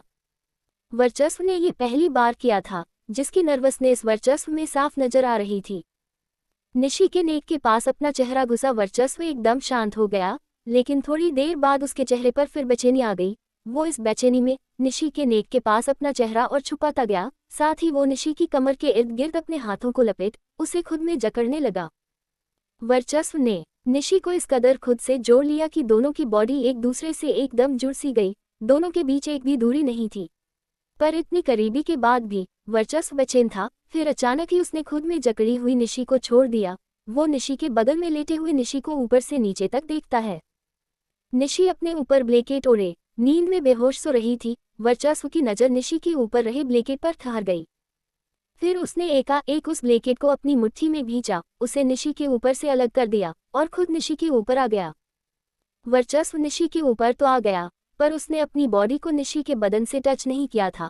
पर अब वो धीरे धीरे अपनी पूरी बॉडी का भार निशी के बदन के ऊपर रखने लगता है। ऐसा करते हुए भी वर्चस्व के बेचैनी भरे चेहरे पर एक नर्वसनेस भरा भाव था, पर फिर वो निशी के ऊपर एकदम धड़ाम से गिर जाता है और उसके ऊपर लेट जाता है। ये रात न जाने वर्चस्व क्या चाहता था। निशी के ऊपर लेट पहले तो वर्चस्व ने फिर से उसे एक बार खुद में जकड़ लिया और फिर वो अपनी शर्ट की बटन खोलने लगा। वर्चस्व ने अपनी शर्ट उतार कर फेंक दी और वो निशी के ऊपर शर्टलेस लेट गया। वर्चस्व अब निशी के बदन को अपने ऊपरी नेक बॉडी पर अच्छे से फील कर पा रहा था और ये फील उसके चेहरे पर एक सुकून भरा भाव ला देती है। वर्चस्व ने फिर से निशी को खुद में जकड़ लिया और ऐसे शर्टलेस निशी के ऊपर सो गया। ये पहली रात थी जिसमें वर्चस्व निशी के साथ ऐसे उसके ऊपर इतना क्लोज शर्टलेस सो रहा था और इस रात के बाद फिर वर्चस्व इसी तरह इतना ही क्लोज और शर्टलेस निशी के ऊपर हर रात सोने लगा। इस तरह अगर वो नहीं रहता तो उसे नींद ही नहीं आती थी।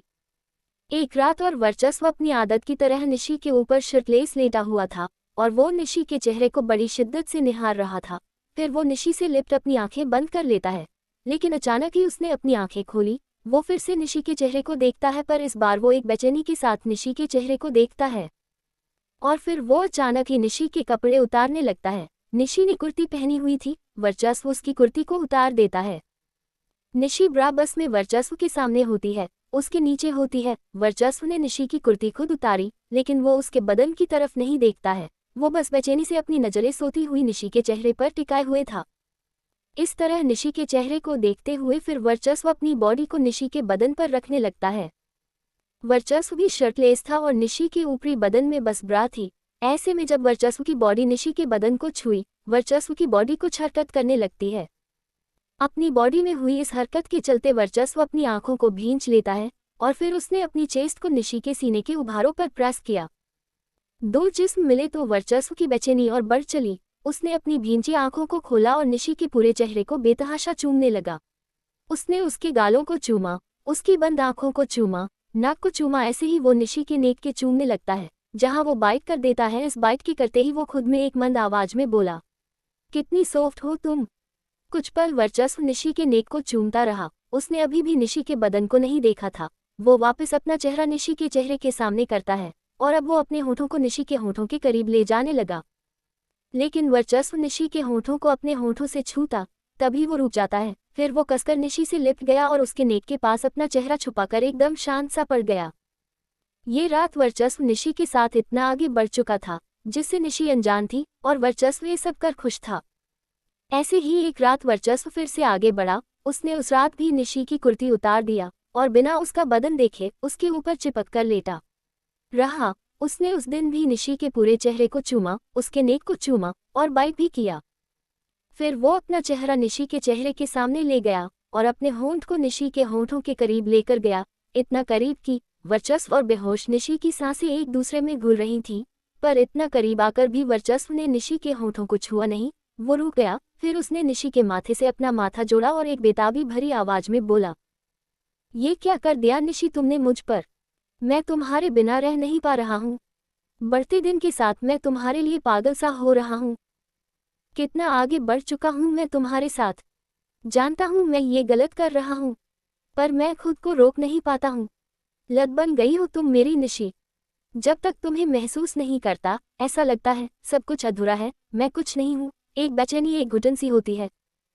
और जब मैं इस तरह तुम्हारे करीब होता हूँ, हमारे बीच कोई दूरी नहीं होती, एक कपड़े तक नहीं। मुझे एक सुकून का एहसास होता है, मेरी बेचैनी को एक राहत मिल जाती है। क्या कर दिया तुमने मुझ पर। मैं तुम्हें कितना चाहता हूँ। काश मैं अपने दिल की बात तुम्हें बता पाता। काश मैं ये तुमसे कह पाता है कि मैं तुमसे प्यार करता हूँ। बट अब मैं जल्द ही तुम्हें अपना बनाऊंगा।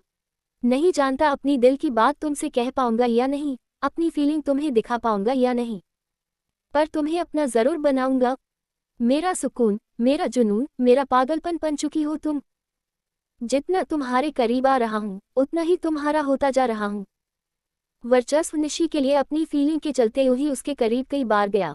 वो ऐसी कई रातें निशी के साथ सोया था जिसमें न उसकी ऊपरी बॉडी पर शर्ट होती थी और न ही निशी के ऊपरी बदन पर उसकी कुर्ती होती थी। वर्चस्व अच्छे से जानता था वो अपनी लिमिट क्रॉस करता जा रहा है, पर फिर भी वो ये करता था और उसने ये सब हमेशा ही किया और आज तक करता आ रहा है, जो कि निशी के लिए कभी डरा देने वाला मंजर रहा। कभी उसे वर्चस्व पागल लगा तो कभी उसे लगा ये वर्चस्व की आदत है। वही वर्चस्व के लिए ये एक सुकून रहा है हमेशा से ही, जिसको पाने के लिए उसने हमेशा अपनी हदें पार की है। जब निशी उसकी वाइफ नहीं थी तब भी और जब निशी उसकी वाइफ बन चुकी थी तब भी। Flashback and. वर्चस्व निशी के ऊपर लेटा हुआ, उससे चिपकता हुआ निशी में खोता जा रहा था और उन पलों में भी खो चुका था जब वो पहली बार हद से ज्यादा निशी के करीब गया और जब निशी की करीबी उसका सुकून बन गया। उन पलों में ही खोए हुए वो निशी के नेक को चूमने लगा। वर्चस्व ने बेतहाशा निशी के नेक को चूमा, ठीक उसी जुनून और प्यार से जैसे उसने पहली बार निशी को छुआ था। निशी का नेक ही वो पहली जगह थी जहां वर्चस्व के होंठ सबसे पहले छुए थे। वर्चस्व निशी के नेक को चूमने में खोया था, वहीं निशी कोई हलचल नहीं कर रही थी। जब निशी का कुछ हलचल न करना वर्चस्व को महसूस हुआ तो वो निशी के नेक को चूमना छोड़ उसके चेहरे की तरफ देखता है। निशी की आंखें बंद थी जैसे वो सो चुकी हो, लेकिन उसके चेहरे के ऐसे भाव थे जैसे वो परेशान हो। निशी के चेहरे के ये भाव वर्चस्व ने देखा तो वो मुस्कुरा उठा। फिर उसने सोती हुई निशी के होंठों को हल्के से चूमा और उसके चेहरे को प्यार से देखते हुए एक मंद आवाज में बोला, जानता हूँ बीबी, मेरे इस तरह तुम्हारे ऊपर सोने से तुम परेशान होती हो और मैंने हमेशा तुम्हें परेशान किया है, पर मैं कुछ नहीं कर सकता। खुद को रोकता हूँ पर नहीं होता है। तुमसे दूर रहूंगा तो नींद ही नहीं आएगी मुझे, इसलिए कोऑपरेट करो। ये बात बोल एक बार फिर वर्चस्व सोती हुई निशी के होंठों को हल्के से चूम लेता है। फिर वो निशी के सीने में किसी बच्चे की तरह अपना चेहरा छुपा और काफी कसकर निशी से लिपट कर अपनी आंखें बंद कर लेता है। अभी भी वर्चस्व को कुछ अधूरा लगा। उसने अपनी आंखें खोली, उसने निशी का एक हाथ अपने बालों पर फंसा दिया और फिर अपनी आंखें बंद लिया। एपिसोड 187। अगले दिन। सोती हुई निशी ने आंखें खोली। उसने अब भी वर्चस्व को खुद के ऊपर पाया। ये देख वो खुद में बोली, ये मिस्टर ओल्डी एक दिन मुझे खुद के नीचे दबाकर मार कर रहेंगे। निशी वर्चस्व के भार से परेशान थी। फिर उसने कैसे भी कर वर्चस्व को खुद के ऊपर से काफी जोर का धक्का लगा हटाया। निशी उठी और वॉशरूम की तरफ चली गई। जब निशी वॉशरूम से बाहर आई तो वो अपने कॉलेज जाने के लिए रेडी होने लगी। निशी के तैयार होते टाइम ही वर्चस्व की नींद खुली। उसने पहले निशी को बेड पर ढूंढा। जब उसे निशी बेड पर नहीं मिली तो वो रूम में इधर उधर देखता है। उसकी नज़र तैयार होती निशी पर पड़ी और वो खुद में बोला, ये लड़की बस मौका पाते ही मुझसे दूर भाग जाती है। पहले भी यही करती थी, अब तो मैं इसका पति हूँ फिर भी भागती है। कब ये समझेगी? मैं सुबह उठते ही इसे अपनी बाहों में देखना चाहता हूँ, बाकी फिर सारे काम बाद में। वर्चस्व थोड़ा अविश्वास से सिर हिला देता है। फिर वो उठा और निशी के पास पहुंच गया। वर्चस्व ने पीछे से निशी को अपनी बाहों में भरा और उसके गाल को प्यार से चूमते हुए एक प्यार भरी आवाज में बोला, गुड मॉर्निंग लिटिल बीबी। निशी ने वर्चस्व से मुंह फेर लिया। वर्चस्व की आंखें छोटी हो गईं, पर उसने निशी की इस हरकत पर उससे कुछ नहीं कहा। वो निशी को छोड़ देता है और वॉशरूम की ओर चला जाता है। जब वर्चस्व वॉशरूम से आया तो उसने देखा कि निशी अपनी मांग में सिंदूर भर रही थी। वर्चस्व जल्दी से चलकर निशी के पास गया। उसने निशी का हाथ पकड़ लिया। निशी अजीब भाव से वर्चस्व को देखने लगी, जो देख वर्चस्व बोला, मैंने बोला था ना, अब हर रोज मैं ही तुम्हारी मांग में सिंदूर भरूंगा। वर्चस्व की ये बात सुन निशी नॉर्मल हो गई और वहीं अब वर्चस्व ने अपने हाथ से निशी के मांग में सिंदूर भरा। फिर उसने सिंदूर के नीचे ही निशी के माथे को चूम लिया। निशी ने अपनी आंखें बंद कर ली और वर्चस्व वो आगे बढ़ गया। वो निशी के माथे से अपने होंठ हटा निशी के होंठों पर अपने होंठ रख उसके होंठों को चूमने लगा। वर्चस्व चाहता था इस किस में निशी भी उसका साथ दे, पर निशी ने उसको किस नहीं किया और कल की तरह ही वो वर्चस्व को धक्का देकर यहाँ से चली गई। आज वर्चस्व निशी के पीछे नहीं गया क्योंकि उसने कपड़े नहीं पहने हुए थे। वो बस टॉबेल बस में था। कुछ समय बाद वर्चस्व डाइनिंग एरिया में आया। वहाँ मिष्टी, स्वाति थी और निशी भी थी और वंश वो कल वर्चस्व की कही बातों के अनुसार पहले ही यहाँ से जा चुका था। नाश्ते का टाइम था। वर्चस्व डाइनिंग टेबल की एक चेयर पर बैठ गया। फिर उसने वहीं पर खड़ी निशी को अपनी गोद में बैठा लिया। वर्चस्व के ऐसा करने पर मिष्टी और स्वाति जी समझ गई। अब वर्चस्व क्या करेगा? दोनों ने कुछ नहीं कहा, बस मुस्कुरा दी और फिर खुद भी अपनी अपनी चेयर पर बैठ गई। साथ ही स्वाति जी ने एक नौकर को नाश्ता लगाने को कहा। नौकर ने नाश्ता लगा दिया तो सभी नाश्ता करने लगे। वर्चस्व कल की तरह ही निशी को अपने हाथों से नाश्ता करा रहा था। वो अलग बात थी, इसमें निशी की मर्जी नहीं थी। इसी बीच आज नाश्ते के लिए दादी माँ भी यहाँ आ जाती है और वर्चस्व निशी को देख उनका मूड हमेशा की तरह चढ़ जाता है। पर वर्चस्व ने उनकी इस मूड की कोई केयर नहीं की। वो जैसे अकेले में निशी से प्यार से पेश आता है, वैसे ही सबके सामने भी वो निशी के साथ वैसा ही था और वर्चस्व का निशी के साथ यूं पेश आना दादी माँ को एकदम अंदर ही अंदर जलाकर राख कर चुका था। सुबह 10 बजे वर्चस्व ने कार MK यूनिवर्सिटी के सामने रोकी। जैसे ही कार रुकी, उसके बगल में बैठी हुई निशी अपने दोनों पैरों को वर्चस्व के ऊपर लाद देती है। वर्चस्व निशी को सवाल भरे से देखने लगा। वहीं निशी वो एक रूखी हुई आवाज में अपने पैरों की तरफ इशारा करते हुए वर्चस्व से बोली, ये झांझरी उतारो, तुम बहुत शोर करती है। घर में ठीक है, पर कॉलेज में अच्छा नहीं लगेगा। निशी की ये बात सुन वर्चस्व ने एक नज़र निशी के पैरों की तरफ देखा, फिर वो निशी के चेहरे की तरफ देखते हुए बोला, एक शर्त पर ये झांझरी उतारूंगा मैं। निशी ने पूछा, क्या? अब वर्चस्व अपने चेहरे पर थोड़े शातिर भाव लाते हुए बोला, मुझे एक डीप किस करो। वर्चस्व ने बस इतना ही कहा कि उसकी इतनी बात सुन ही निशी उसको खा जाने वाली नजरों से देखने लगी और अब एक चिड़ी हुई आवाज में बोली, नहीं करूंगी किस, तो फिर मैं भी ये झांझरी नहीं उतारूंगा। ये बात वर्चस्व ने कही और वो अपनी दोनों आईब्रो उचका देता है।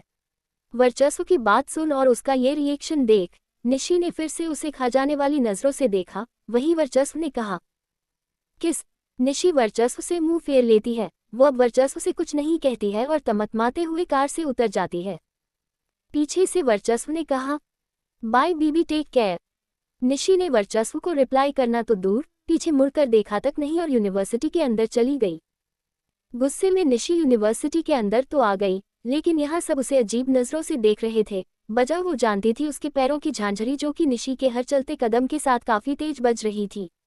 छुन छुन, ऐसा लग रहा था बस पूरी यूनिवर्सिटी में यही बज रही है। निशी को बहुत एम्बैरेसिंग फील होता है। वो सबके सामने अपने बैग से अपना चेहरा छुपा लेती है, फिर अपनी क्लास की तरफ भागती है। जब निशी क्लास में पहुंची, वहां भी सब उसे अजीब नजरों से देख रहे थे। निशी का मुंह बन जाता है, पर फिर भी वो जाकर एक सीट पर बैठ जाती है। तब जाके सबकी नजरें उससे हटी। लेकिन सबकी नजरें हटी तो तभी निशी का मोबाइल बज उठा। निशी ने मोबाइल की स्क्रीन पर देखा, हबी दिल, ये नाम फ्लैश हो रहा था। इस नाम को देख निशी गुस्से से भर जाती है। वो गुस्से में एक दो रिंग में ही कॉल कट कर देती है और फिर मोबाइल ही स्विच ऑफ कर देती है। और ऐसा करने के बाद निशी खुद में बुदबुदाती है। उन्हें क्या लगता है वो ही अपनी मर्जी चला सकते हैं, पर अब ऐसा नहीं होगा। मेरी भी कोई फीलिंग है, मेरी भी कोई मर्जी है। कुछ देर बाद निशी की क्लास शुरू हो जाती है, तो वो फिर सब चीज़ों से अपना ध्यान हटा क्लास पर फोकस करने लगती है। शाम 5 बजे निशी यूनिवर्सिटी के गेट पर खड़ी थी। हमेशा की तरह वर्चस्व उसे लेने आया हुआ था। निशी कार में बैठ गई और अब उसने अपना मोबाइल ऑन किया और जब निशी ने अपना मोबाइल ऑन किया तो उसके होश उड़ गए। मोबाइल की स्क्रीन पर एक मैसेज फ्लैश हो रहा था, हबी दिल, मिस्ड कॉल 100 जोड़। इतने मिस कॉल्स के मैसेज देख निशी की आंखें बड़ी बड़ी हो गईं। फिर उसने झट से वर्चस्व की तरफ देखा, जो कि बिना किसी भाव के काफी शांति से ड्राइविंग सीट पर बैठा हुआ था और अब उसने कार स्टार्ट कर यहाँ से निकल गया। वर्चस्व शांत था, लेकिन उसका यूं रहना निशी को डरा देता है। उसने अपना खून कटक लिया। थोड़े समय बाद वर्चस्व ने एक सुनसान खाली जगह पर कार रोकी। मेंशन न ले जाकर वर्चस्व निशी को कहीं और ही ले आया था। जब ये निशी ने देखा तो उसके चेहरे सवाल भरे भाव आ गए। उसने यूं ही कहा, उद्धरण चिन्ह, वर्चस्व, ये तुम कहाँ ले आए मुझे? वर्चस्व ने कोई जवाब नहीं दिया। वो अभी भी शांत था। उसने कार का डोर खोला और नीचे उतर गया। फिर वो चलकर निशी की तरफ आया। उसने इधर साइड का भी कार का डोर खोला और निशी का हाथ पकड़ उसे कार से बाहर उतारता है। निशी के चेहरे पर अभी भी सवाल भरे भाव थे। वहीं वर्चस्व ने निशी की कमर में अपना हाथ डाला और अपने हाथ की कसन उसकी कमर में मजबूत करते हुए एक सख्त आवाज में बोला, कब तक नाराज रहोगी तुम मुझसे? कब तुम मुझसे बात करोगी? कब तुम मुझे प्यार करोगी? हो गई मुझसे गलती, नहीं समझ आया था मुझे उस वक्त क्या करूं।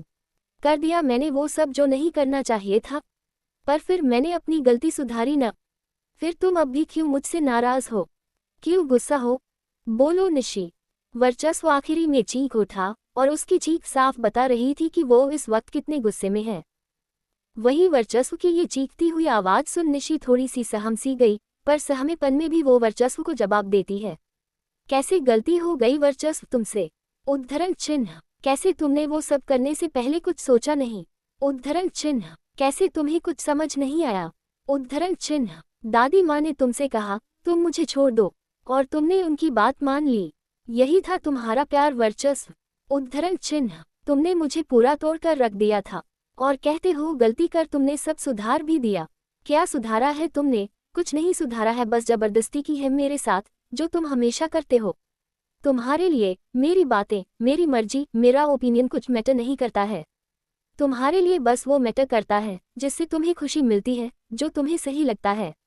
पहले तुम्हें लगा तुम्हें दादी माँ की बात माननी है, तो तुमने मेरे साथ वो सब किया, मुझे खुद से दूर कर दिया। ये तक नहीं सोचा इनसे मुझे कितना हर्ट होगा। उद्धरण चिन्ह। वर्चस्व तुम ही हो बस मेरे पास, और कोई नहीं है, और ये तुम जानते थे, फिर भी तुमने मुझे छोड़ने का फैसला कर लिया था। और फिर पता नहीं तुम्हें क्या लगा, मुझे उठा ले गए, फिर जबरदस्ती शादी की। एक पल में इतना हट किया और दूसरे ही पल उतनी ही खुशी देने की कोशिश कर रहे हो। उद्धरण चिन्ह। तुम्हारे लिए सब आसान होगा, मेरे लिए नहीं है। एक बार ट्रस्ट किया था तुम पर, तुमने दिखा दिया कि तुम उस ट्रस्ट के लायक नहीं हो। तुमसे दूर भागती हूँ, जबरदस्ती अपने पास रखते हो, वरना सच बोलूं मुझे तुम्हारे साथ बिल्कुल रहने का मन नहीं करता है। ये आखिरी बात बोलते हुए निशी भी चीख उठती है, जो कि साफ बयां कर रही थी वर्चस्व ने जो किया वो उससे अभी भी हट है। इन सब बातों को बोल निशी वर्चस्व से पीछे हट जाती है। वो कार की तरफ जाती है और उसमें बैठने लगती है। निशी कार में बैठी और उसने गुस्से से कार का डोर बंद किया। निशी गुस्से में अपने दूसरे हाथ की हथेली पर ही कार का डोर बंद कर देती है और जैसे ही ये हुआ निशी जोरों से चिल्ला उठती है। आह! उद्धरण चिन्ह। निशी की ये चीख वर्चस्व के कानों में गई तो वो जल्दी से कार के पास आया। उसने डोर में दबे निशी की हथेली को निकाला और फिर वापस निशी को कार नीचे उतार दिया। वर्चस्व निशी के हाथ को चेक करने लगता है, कहीं उसे ज्यादा तो नहीं लगी। वर्चस्व पैनिक होने लगता है। उसकी ये हालत देख निशी धीमी आवाज में बोली, मैं ठीक हूँ। वर्चस्व निशी के हाथ को चेक करता रहा। अचानक उसने कार की तरफ देखा, वो भी बेहद गुस्से से। वो इसी गुस्से से कार के पास गया। उसने कार में रखी लाइटर उठाए, वो कार के उस साइड पर गया जिस जगह से कार में पेट्रोल डालते हैं। वर्चस्व ने पेट्रोल डालने वाली जगह का प्लग खोला, फिर उसने लाइटर जलाए और वो जलती हुई लाइटर उस जगह पर डाल देता है। लाइटर की आग जैसे ही पेट्रोल से मिली, कार जल उठी और अगले ही पल वो पूरी कार एक धमाके के साथ बूम उड़ गई। चैप्टर पसंद आए तो लाइक कमेंट शेयर करना न भूले। आपके कमेंट्स का इंतजार रहेगा। Story promo. स्टोरी नेम एक हसीना का दीवाना। एक लड़की फूलों के बिस्तर पर लेटी हुई थी। उसके बदन पर एक वाइट फ्रॉक थी जो उसके गोरे खूबसूरत बदन को और अट्रैक्टिव बना रही थी। बैक पर पड़ी उस लड़की की गहरी काली आंखें सीलिंग को देख रही थी। उन काली गहरी आंखों में एक अजीब सा दर्द था। तभी उस कमरे का दरवाजा खुला और एक लंबी परछाई अंदर की ओर बढ़ने लगी। उस लड़की ने जब किसी के कदमों की आहट महसूस की तो उसने बेडशीट पर अपनी पकड़ कस दी। वहीं वो शख्स आगे आया और उस लड़की के खूबसूरत बदन को अपनी आंखों से स्कैन करने लगा। अचानक ही उस आदमी के चेहरे पर एक स्माइल आ गई। वो आगे आया और उस लड़की की सर को सहलाते हुए बोला, क्या हुआ प्रिंसेस, तुम कुछ कहना चाहती हो? पर अफसोस तुम तो बोल ही नहीं सकती और अब हिल भी नहीं सकती। कहते हुए वो उसके कानों के पास आया और उसके गाल को चूम लिया, जिसके साथ ही उस लड़की की आंखों से आंसू की एक बूंद लुढ़क कर उसके गालों पर बह गई। उस आदमी ने जब ये नोटिस किया तो उसने उसके आंसुओं को साफ करते हुए कहा, इतनी भी क्या जल्दी है प्रिंसेस, आज पूरी रात तुम्हें रोना है, अपने आंसुओं को संभाल कर रखो, अभी तो मैंने कुछ किया भी नहीं है। कौन है ये लड़का? क्या होगा उस लड़की के साथ? जानने के लिए पढ़िए इस दिलचस्प कहानी एक हसीना का दीवाना। उंगली से नीचे की ओर इशारा। एपिसोड 188। निशी की वर्चस्व से नाराजगी। निशी को मिला सरप्राइज। वर्चस्व निशी के हाथ को चेक करता रहा। अचानक उसने कार की तरफ देखा, वो भी बेहद गुस्से से। वो इसी गुस्से से कार के पास गया। उसने कार में रखी लाइटर उठाए, वो कार के उस साइड पर गया जिस जगह से कार में पेट्रोल डालते हैं। वर्चस्व ने पेट्रोल डालने वाली जगह का प्लग खोला, फिर उसने लाइटर जलाए और वो जलती हुई लाइटर उस जगह पर डाल देता है। लाइटर की आग जैसे ही पेट्रोल से मिली, कार जल उठी और अगले ही पल वो पूरी कार एक धमाके के साथ बूम उड़ गई। अब आगे। वर्चस्व निशी एक सुनसान जगह पर खड़े थे और वहीं पर उनकी कार जल रही थी, जो कि वर्चस्व ने ही जलाई थी। वर्चस्व ने ये जो किया उससे निशी की आंखें बड़ी बड़ी हो गई और उसके चेहरे पर बहुत ही डर भरे भाव आ जाते हैं। और जब जलती कार में धमाका में हुआ तो निशी तो डर के मारे पूरी काम सी उठती है। तभी उसके पास वर्चस्व आया। निशी इतनी डर हुई थी कि वो अभी थोड़ी देर पहले वर्चस्व को धक्का देकर उससे दूर हुई थी, वो अब खुद वर्चस्व से लिपट जाती है, वो भी काफी कसकर। वर्चस्व भी निशी को हक कर लेता है और वो अपने एक हाथ से सॉफ्टली निशी के बालों को सहलाने लगता है। पर वर्चस्व की नज़र जलती हुई कार पर ठहरी हुई थी वो अभी भी कार को बेहद गुस्से से देख रहा था और वो कार को इसी गुस्से से देखते हुए अपने मन में बोला, No one can dare to hurt my wife. And if he dares, this will be his fate. This is what you deserved, फटीचर का। इन बातों को बोल अब वर्चस्व जलती हुई कार से अपनी नज़र हटा निशी की तरफ देखता है। साथ ही उसने निशी के बालों को सहलाते हुए ही एक सॉफ्ट आवाज में कहा, बीबी relax, nothing has happened. Nishi वर्चस्व से लिपटी रही। थोड़ी देर बाद वो धीरे धीरे नॉर्मल हुई। नॉर्मल होने के बाद भी वो वर्चस्व से लिपटी ही रही और यूं ही उसने वर्चस्व से कहा, क्यों किया तुमने ये? निशी के इस सवाल पर वर्चस्व ने खुद से लिपटी हुई निशी को थोड़ा अलग किया और उसके चेहरे को देखते हुए वही सॉफ्ट आवाज में बोला, कुछ नहीं, बस गुस्सा आया कर दिया। वर्चस्व ने बस इतना कहा और उसकी इतनी सी बात सुनी अब निशी वर्चस्व को अजीब नजरों से देखने लगी।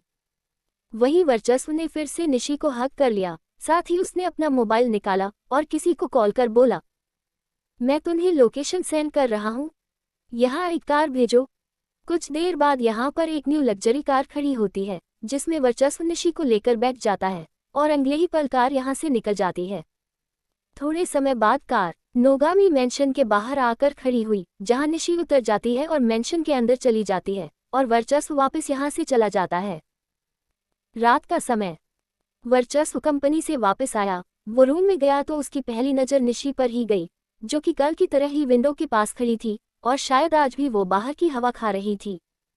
हवा खाने का असर निशी के बालों पर भी पड़ रहा था। उसके बाल बार बार उड़कर आकर उसके गाल पर खेल रहे थे।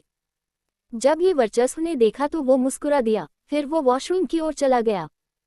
वॉशरूम से वर्चस्व अपना नाइट बाथ लेकर निकलता है। वो हमेशा की तरह शर्टलेस था और नीचे उसने लोवर पहना हुआ था।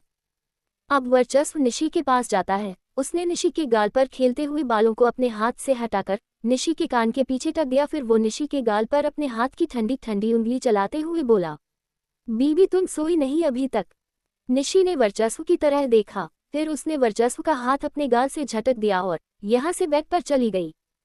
निशी के ऐसा करने पर वर्चस्व ने खुद में कहा, फिर से गुस्सा। वर्चस्व ने एक गहरी सांस छोड़ी। फिर वो भी पहुंच जाता निशी के पास और उसने निशी से चिपकना शुरू कर दिया। साथ ही उसने फिर निशी से वही सब बातें कहीं जो कि उसने दिन में कही थी, जिसका निशी ने कोई जवाब नहीं दिया और वो फिर सो गई। वर्चस्व को इससे गुस्सा आता है पर शायद वो निशी पर गुस्सा करना नहीं चाहता था, इसलिए वो अपने गुस्से को कंट्रोल करने की कोशिश करता है। कुछ दिन बाद सुबह का वक्त। नींद में रही निशी ने अपनी आंखें खोली। उसने आज वर्चस्व को अपने पास नहीं पाया। उसके चेहरे पर थोड़े सवाल भरे भाव आ गए, पर फिर वो सब इग्नोर कर वॉशरूम की ओर चली गई। वॉशरूम में निशी शावर लेने के लिए शावर ऑन करने को होती है, पर तभी उसकी नज़र सामने लगे मिरर पर पड़ी, जहां उसने अपने चेहरे को देखा और फिर अपनी मान को देखा जिसमें सिंदूर भरा हुआ था। वो सिंदूर देखने से ही लग रहा था जैसे निशी ने कुछ समय पहले ही उसे अपनी मांग में भरी हो, पर ऐसा नहीं था। वो तो अभी सोकर ही उठी थी, नहाई भी नहीं थी, तो वो ये कैसे कर सकती थी? अपनी मांग में सिंदूर देख निशी के चेहरे पर फिर से सवाल भरे भाव आ गए। फिर अगले ही पल उसके चेहरे के भाव ऐसे हो गए जैसे वो कुछ सोच रही हो और फिर वो इसी तरह खुद में बोली, वर्चस्व, समझ ही नहीं आते मुझे कभी। शायद वो आज जल्दी चले गए हैं, इसलिए मेरी मांग भर कर गए हैं ताकि उनकी बात पूरी हो। हर दिन वो ही मेरी मांग भरेंगे। ये आखिरी बात बोल निशी अविश्वास से सिर हिला देती है। फिर उसने शावर लेकर नॉर्मल शोल्डर से नहाया और यहाँ से रूम में चली गई। रूम में निशी पहले तैयार हुई, फिर वो यहाँ से भी चली गई। निशी नीचे हॉल में आई। वहाँ उसे थोड़ा अजीब लगा। वो इसी अजीब भाव से खुद में बुदबुदाती है, अरे आज सब इतना सूना सूना सा क्यों है? पहले वर्चस्व नहीं थे और अब घर वाले भी कोई नजर नहीं आ रहे हैं। वर्चस्व का समझ आता है वो ऑफिस गए होंगे, पर ये घर वाले कहाँ गए? ब्रेकफास्ट का टाइम भी हो रहा है, फिर भी कोई नहीं दिख रहा, कोई सर्वेंट भी नहीं दिख रहा। ये बातें बोलते बोलते निशी की अजीब वाली फीलिंग बढ़ती ही गई। वो हॉल में चारों तरफ अपनी नजरें घुमाकर देखती है, कोई नहीं था। इतना बड़ा हॉल पूरा सुनसान लग रहा था और ये सुनसान वाला मंजर निशी की अजीब वाली फीलिंग को बस बढ़ाए जा रहा था। कुछ पल निशी यूं ही हॉल में खड़ी रही। फिर वो डाइनिंग एरिया साइड जाने लगी, ये देखने के लिए शायद वहां कोई हो। पर निशी हॉल से जाने के लिए बढ़ी ही थी, तभी एक धमाके की आवाज आई। पट! निशी चौंक जाती है, पर तभी उसके ऊपर क्राफ्ट वाले स्टार गिरने लगते हैं। इन्हें देख अब निशी हैरान होती है और तभी बहुत सारी मिक्स आवाज आई। Happy birthday to you. Happy birthday to you Nishi. Happy birthday to you baby. Happy birthday to you Nishi की बीसीची। ये इतनी सारी आवाजें जहां से आ रही थी, निशी ने उस ओर देखा। सामने स्वाति जी, वंश, मिष्टी और तीनों के साथ मेंशन के सारे सर्वेंट खड़े थे जो कि निशी को विशेस दे रहे थे। ये जो हुआ या हो रहा था उससे निशी बहुत हैरान होती है। ऐसा लग रहा था वो इन सब पर बिलीव नहीं कर पा रही हो। थोड़ी देर बाद सब लोग शांत हो गए, लेकिन निशी फिर भी हैरान थी। उसकी ये हालत देख वंश, मिष्टी निशी के पास आते हैं। मिष्टी निशी को हक कर लेती है और एक चहकती हुई आवाज में बोली, निशी की बच्ची हैप्पी बर्थडे। और अब ऐसे हैरान मत हो, हम लोगों को पता है तुम्हें खुद का ही बर्थडे याद नहीं था, पर अब तो याद आ गया होगा न, इसलिए शौकीन की दुनिया से बाहर आओ एंड हैप्पी बर्थडे बेबी। ये बात वंश ने मिष्टी की बात के आगे कही। इन दोनों के ऐसा बोलने से निशी थोड़ी सेंस में आती है। फिर उसने वंश मिष्टी को थैंक यू बोला। तभी स्वाति जी भी निशी के पास आए और उन्होंने निशी के सिर पर प्यार से हाथ रखते हुए कहा, हैप्पी बर्थडे निशी। निशी ने स्वाति जी को भी थैंक यू कहा और अब निशी मुस्कुरा रही थी। वो मुस्कुराती भी क्यों न, आज उसका बर्थडे था। उसे याद नहीं था, फिर भी घर वालों ने और सभी ने मिलकर उसे इतना प्यारा विश जो किया था।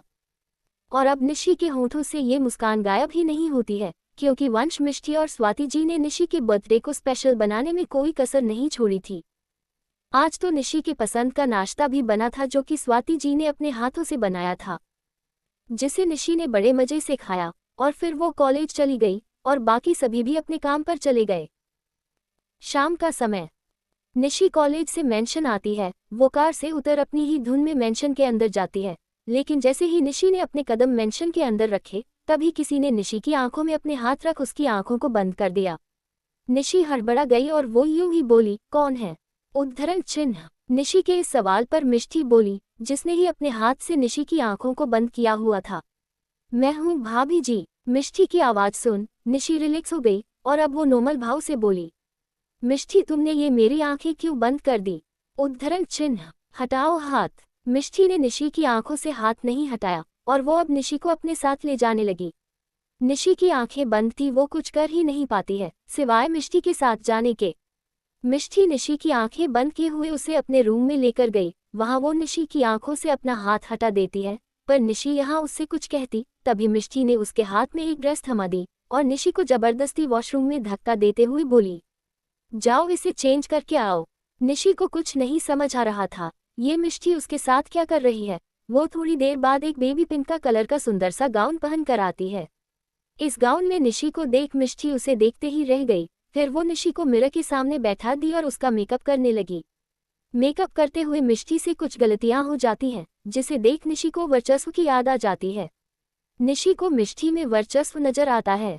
करीब 1 घंटे बाद मिष्टी निशी के बाल को बनाते हुए बोली, हो गया सब। निशी ने खुद को मिरर में देखा, बेबी पिंक कलर का गाउन और उसी तरह का मिष्टी ने निशी का मेकअप भी कर दिया था। निशी इसमें खूबसूरत तो लग रही थी, पर उसने मिष्टी से कहा, मिष्टी ये क्या किया है तुमने मेरे साथ? उद्धरण चिन्ह। मुझे छोटी बच्ची बना दी हो, तो वही तो हो तुम। ये बात मिष्टी ने कही, जिस पर निशी उसे घूरने लगी और निशी का घूरना देख अब मिष्टी अपनी आंखें छोटी कर बोली, भाई तुम्हें छोटी सी बीबी बुलाते हैं तो तुम्हें अच्छा लगता है? मैंने बच्ची बोला तो घूर रही हो। उद्धरण चिन्ह। मिष्टी की ये बात सुन तो अब निशी मिष्टी को खा जाने वाली नजरों से ही देखने लगी, जिसे मिष्टी ने इग्नोर कर दिया। फिर वो निशी को यहाँ से अपने साथ ले गई। एपिसोड 189। निशी वंश का कपल डांस, गुस्से में वर्चस्व का निशी को दबोचना। ये बात मिष्टी ने कही, जिस पर निशी उसे घूरने लगी और निशी का घूरना देख अब मिष्टी अपनी आंखें छोटी कर बोली, भाई तुम्हें छोटी सी बीबी बुलाते हैं तो तुम्हें अच्छा लगता है? मैंने बच्ची बोला तो घूर रही हो। मिष्टी की ये बात सुन तो अब निशी मिष्टी को खा जाने वाली नजरों से ही देखने लगी, जिसे मिष्टी ने इग्नोर कर दिया। फिर वो निशी को यहाँ से अपने साथ ले गई। अब आगे, मिष्टी ने निशी को किसी बेबी डॉल की तरह तैयार किया। फिर वो निशी को अपने रूम से बाहर ले गई। जब निशी और मिष्टी कॉरिडोर पर होती है, वहां मिष्टी फिर से अपने हाथ से निशी की आंखों को बंद कर देती है। मिष्टी के ऐसा करने पर निशी का मुंह हैरानी से खुल गया। वो यूं बोली, मिष्टी अब ये बिल्कुल चुप और तुम मेरे साथ चलती जाओ। ये बात मिष्टी ने निशी की बात को काटते हुए कही। अब निशी चुप हो जाती है और वो किसी अंधे की तरह मिष्टी के साथ चलती रहती है।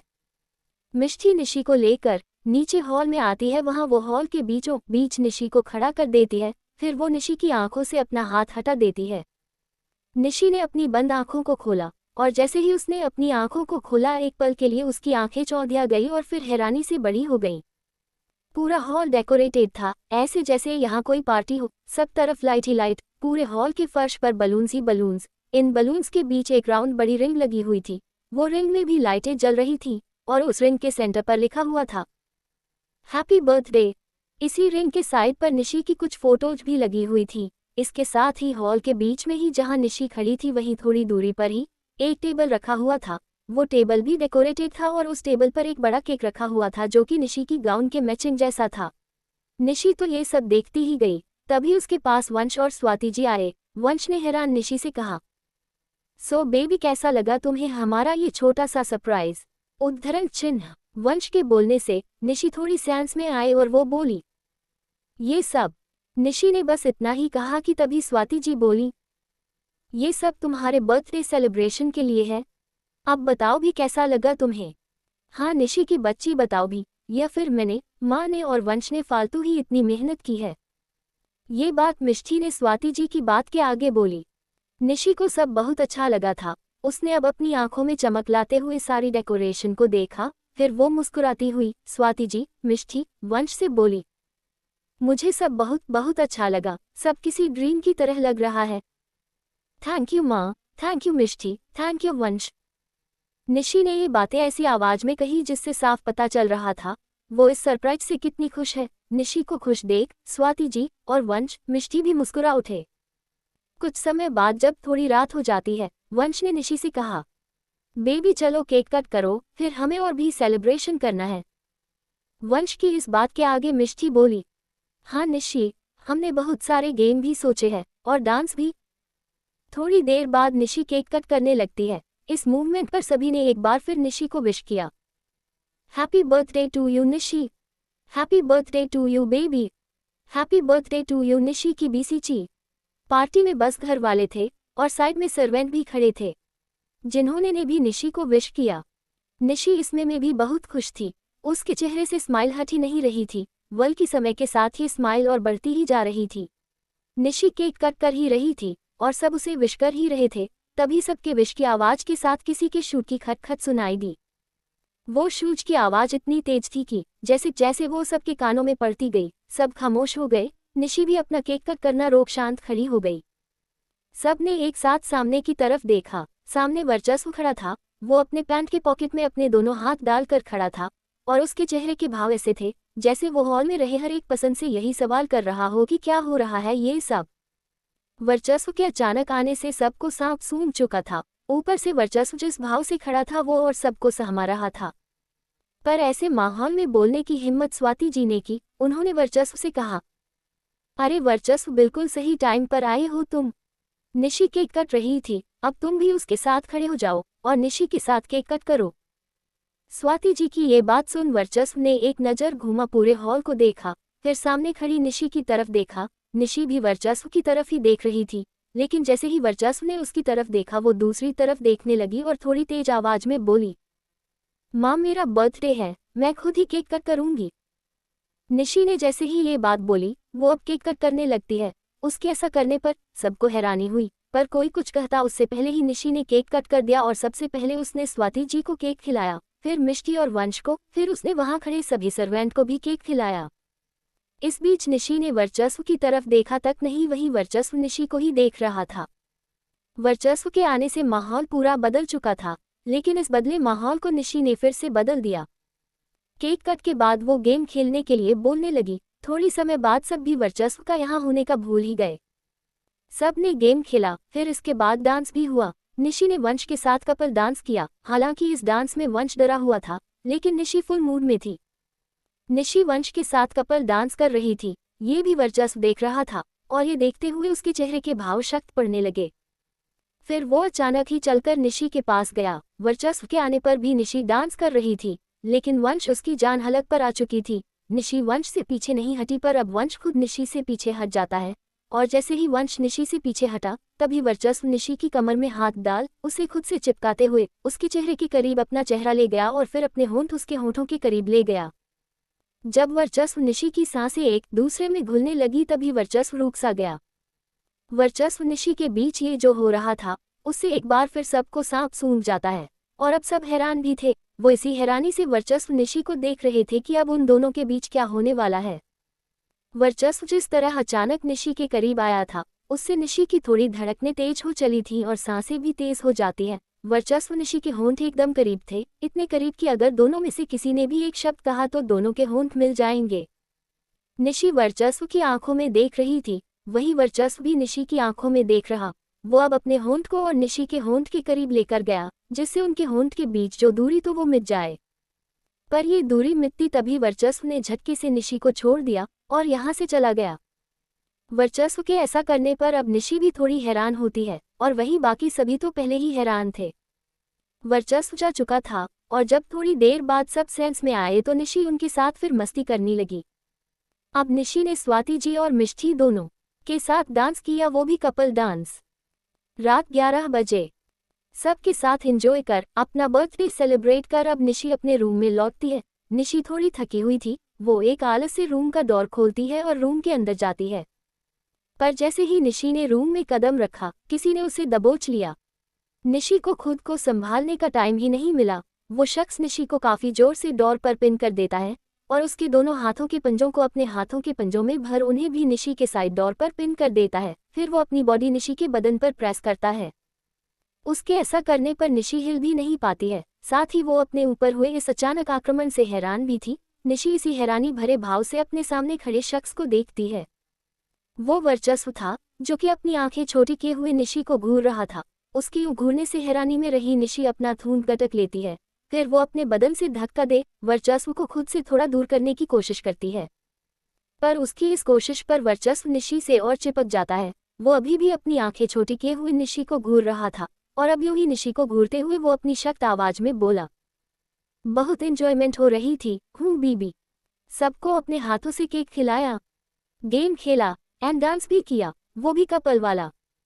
कपल शब्द पर वर्चस्व ज्यादा जोर देता है। वहीं निशी ने वर्चस्व की ये सख्त आवाज और उसकी ये बातें सुनकर एक बार फिर अपना खून गटक लिया। निशी अंदर ही अंदर डर रही थी, क्योंकि वर्चस्व ने उसे मना किया था उसे नहीं पसंद निशी वंश या किसी लड़के के क्लोज रहे। फिर आज तो निशी ने वंश के साथ डांस किया था, वो भी कपल वाला। निशी ने ये खुद किया था और अब वो खुद डर रही थी, लेकिन वो अपना डर वर्चस्व को नहीं दिखती है और एक अजीब सी आवाज में बोली, बर्थडे था मेरा तो एंजॉय करूंगी ही न, और सभी नहीं मुझे सरप्राइज दिया था, वो भी दो बार, तो क्यों न मैं उन्हें अपने हाथ से केक खिलाऊं। और वंश मेरा दोस्त है, एक दोस्त के साथ डांस करने में क्या बुराई है। मैंने तो माँ और मिष्ठी के साथ भी डांस किया, वो भी कपल वाला। कपल शब्द पर निशी भी ज्यादा जोर देती है। फिर वो आगे वही अजीब टोन में बोली, वैसे किसी को बस जलना आता है, कुछ याद तो रहता ही नहीं है। ये भी याद नहीं कि आज उसकी बीबी का बर्थडे था। याद क्या, शायद पता ही नहीं होगा। टिया ने भी मुझे विश किया, उसको पता था। दक्ष ने भी मुझे विश किया, वो तो मिलने भी आने वाला था। निशी के मुंह से पहले टिया और फिर दक्ष का नाम सुन तो वर्चस्व की छोटी आंखें और छोटी हो गईं और वो अपने हाथ के पंजों की पकड़ निशी के हाथ के पंजों पर मजबूत करने लगा। उसका यूं करना निशी ने महसूस किया तो वो अब कुछ बोल ही नहीं पाए, बस पटक पटक अपनी आंखों की पलकों को झपकाते हुए वर्चस्व की घूरती हुई नजरों को देखती रह गई। एपिसोड 190। वर्चस्व ने निशी को डोर पर पिन कर दिया था और खुद उससे चिपककर अपनी आंखें छोटी किए हुए उसे घूर रहा था। वर्चस्व की ये घूरती हुई नजरों को देख निशी डर रही थी। वो अपनी आंखों की पलकों को पटक पटक झपकाते हुए खामोशी से उसे देख रही थी। कुछ पल वर्चस्व निशी को घूरते हुए खड़ा रहा, फिर वो अचानक ही निशी की हाथ की कलाई पकड़ा और उसे अपने साथ यहाँ से ले जाने लगा। वर्चस्व के ऐसा करने पर निशी के चेहरे पर सवाल भरे भाव आ गए। वो अपने चलते हुए कदम रोकने की कोशिश करती हुई इसी सवाल भरे भाव से वर्चस्व से बोली, वर्चस्व कहाँ ले जा रहे हो मुझे। निशी का ये सवाल और वर्चस्व निशी की तरफ गुस्से से देखता है। उसका ये गुस्से से भरा भाव देख निशी सहम जाती है। वहीं वर्चस्व बिना कुछ बोले निशी की कलाई पकड़े उसे यहाँ से ले जाता रहता है। निशी ने थोड़ी फिर से आनाकानी की तो वर्चस्व ने निशी को अपने कंधे पर ही उठा लिया। निशी हैरान हो गई और वो फिर वर्चस्व की पकड़ में छटपटाती ही रह गई, लेकिन कर कुछ नहीं पाई। वर्चस्व निशी को लेकर मेंशन के बाहर आता है। वो वहां निशी को कार में बैठाता है खुद जाकर ड्राइविंग सीट पर बैठता है और यहाँ से निकल जाता है। कुछ समय बाद वर्चस्व ने कार एक होटल के सामने रोकी। वो कार से बाहर आया, फिर उसने निशी को भी बाहर आने को कहा। निशी, जो पहले ही वर्चस्व के साथ नहीं आ रही थी, वो यहाँ कार से बाहर ही नहीं उतरती है। वर्चस्व ने फिर निशी से कुछ नहीं कहा और अब वो निशी को अपनी बाहों में उठा लेता है। वर्चस्व निशी को लेकर उस होटल के अंदर जाने की ओर अपने कदम बढ़ा देता है। होटल काफी शानदार था। उसकी बिल्डिंग इतनी ऊंची थी कि बाहर से देखने में उसमें अंदर कितने फ्लोर होंगे ये सोचना भी मुमकिन नहीं था। जब निशी ने इतनी ऊंची बिल्डिंग देखी तो एक पल के लिए वो उस बिल्डिंग को देखती ही रह गई और उसके दिमाग में फिर सवाल आया कि वर्चस्व इतनी रात को इस होटल में उसे लेकर क्यों आया है। वर्चस्व निशी को लेकर होटल के अंदर पहुंचा। अंदर होटल के स्टाफ के सिवा कोई भी नहीं था। वो होटल जितना बड़ा था उस हिसाब से वो होटल कभी खाली नहीं रह सकता, आधी रात में भी नहीं। फिर अभी तो सिर्फ 11:30 ही बज रहे थे और होटल पूरा खाली था। इतने बड़े होटल का खाली होना ये निशी को अजीब लगता है। उसके दिमाग में फिर सवाल आता है, यहाँ कोई है क्यों नहीं, और वर्चस्व इस खाली होटल में उसे क्यों लाया है। निशी के सवाल बस उसे दिमाग में ही रहते हैं क्योंकि वर्चस्व काफी सख्त ऑरा में था जो कि बस निशी को डरा रहा था। वर्चस्व निशी को लेकर लिफ्ट पर गया और थोड़ी देर बाद लिफ्ट का डोर इस होटल के रूफटॉप पर खुलता है। वर्चस्व निशी इस वक्त मुंबई शहर के सबसे ऊंचाई पर थे। वहां हवा ही हवा चल रही थी और हर तरफ अंधेरा था। ये माहौल देख निशी को डर के सिवा कुछ नहीं लगता है। वो जो वर्चस्व की बाहों में थी उसके चेस्ट पर अपना चेहरा छुपाते हुए उससे दुबक जाती है, लेकिन तभी वर्चस्व उसे अपनी बाहों से नीचे उतार देता है। इस ऊंचाई पर और अंधेरे में निशी इतनी डर रही थी कि वर्चस्व ने उसे अपनी बाहों से उतार खड़ा किया तो वो डर के मारे डगमगाने लगी, पर फिर उसने खुद को संभाला। यहाँ निशी के दिमाग में फिर सवाल आ गया कि वर्चस्व अब उसे यहाँ क्यों लाया है, और अब निशी अपने दिमाग के सवाल को दिमाग में नहीं रखती बल्कि वो वर्चस्व से पूछती भी है, वर्चस्व तुम मुझे यहाँ क्यों लेकर आए हो? कितना अंधेरा है यहाँ, कोई है भी नहीं, और कितनी हवा भी चल रही है, और मुझे डर भी लग रहा है। निशी के सवाल और इतनी सारी बातों पर वर्चस्व ने कुछ नहीं कहा। वो खामोशी से खड़ा था। लेकिन थोड़ी पल बाद पूरे रूफटॉप पर एक डीप और एहसास भरी आवाज गूंजती है, हैप्पी बर्थडे मेरी छोटी सी बीबी। और ये आवाज जैसे ही गूंजी पूरे रूफटॉप में एक मंद लाइट जल उठी और उस बड़ी बिल्डिंग के नीचे की तरफ से बहुत सारे बलून उड़ते हुए आए। वो बलून उड़ते हुए आकर निशी के ऊपर उड़ने लगे और फिर वो सारे ही बलून्स एक साथ फूट गए। जैसे ही वो बलून्स फूटे बहुत सारे गुलाब की कोमल पंखुड़ियां निशी के ऊपर बरस पड़ी। उन गुलाब की पंखुड़ियों के साथ कुछ वाइट भी था जो कि बहुत तेज चमक रहे थे, जैसे वो कोई जुगनू हो। गुलाब की पंखुड़ियां निशी के ऊपर बरस उसे छूते हुए नीचे गिर गई, लेकिन वो चमकीली जुगनू पूरे रूफटॉप पर उड़ने लगी। जो कुछ हो रहा था और निशी देख रही थी वो बस सब देखती ही रह गई। वो अपनी पलकें भी नहीं झपका रही थी। इतने में ही निशी की ऐसी हालत हो गई थी कि तभी अब रूफटॉप पर एक तेज लाइट जलती है, और इस तेज लाइट के जलते ही निशी तो कुछ रिएक्ट करने की हालत में ही रह जाती है। वो अब रूफटॉप को ही देखती रह जाती है, अपने चारों तरफ ही देखती रह जाती है। पूरे रूफटॉप के फर्श पर धुआं जैसा था जिससे ऐसा लग रहा था जैसे आसमान जमीन पर आ गया हो। रूफटॉप की रेलिंग में कैंडल वाली लाइटें जल रही थीं, जो ऐसा लग रहा था मानो बादलों में तारे चमक रहे हैं, वो भी बड़े बड़े। इन सब के साथ ही सेंटर पर एक टेबल रखा हुआ था। उस टेबल पर भी लाइटें लगी हुई थी और वो टेबल पूरा रोजेस से डेकोरेटेड था और उन रोजेस के बीच एक हॉट शेप का केक रखा हुआ था। निशी सब कुछ बड़े ध्यान से और हैरानी से देख रही थी। तभी फिर से वही डीप और एहसास भरी आवाज गूंजती है, हैप्पी बर्थडे मेरी छोटी सी बीबी। और अब जब ये आवाज गूंजी तभी वर्चस्व निशी के पास गया। उसने निशी के चेहरे को अपने हाथों के पंजों में भरा और अपने होंठ उसके माथे पर रखते हुए उसके माथे को चूमते हुए वही डीप और एहसास भरी आवाज में बोला जो कि अभी गूंज रही थी, हैप्पी बर्थडे मेरी छोटी सी बीबी। वर्चस्व ने जब ये बोला तो निशी को एहसास हुआ जैसे अभी जो आवाज गूंज रही थी वो वर्चस्व की ही थी। निशी अभी भी सेंसलेस थी। वही वर्चस्व ने अब निशी की आंखों में देखा और वही एहसास भरी आवाज में बोला, बहुत इम्पोर्टेंट हो बीबी तुम मेरे लिए, तुमसे जुड़ी कोई बात हो और वो मुझे ना पता हो। मैं खुद को भूल सकता हूँ पर जो चीज़ तुमसे जुड़ी है मैं उसे कभी नहीं भूल सकता। फिर आज तो तुम्हारा बर्थडे है, कैसे भूल सकता हूँ ये डे जिस दिन मेरी छोटी सी बीबी मेरे लिए इस दुनिया में आई। हाँ मैंने तुम्हें विश नहीं किया क्योंकि मैं कुछ करना चाहता था तुम्हारे लिए, पर इसका मतलब ये तो नहीं कि मुझे तुम्हारा बर्थडे नहीं पता या मुझे याद नहीं था।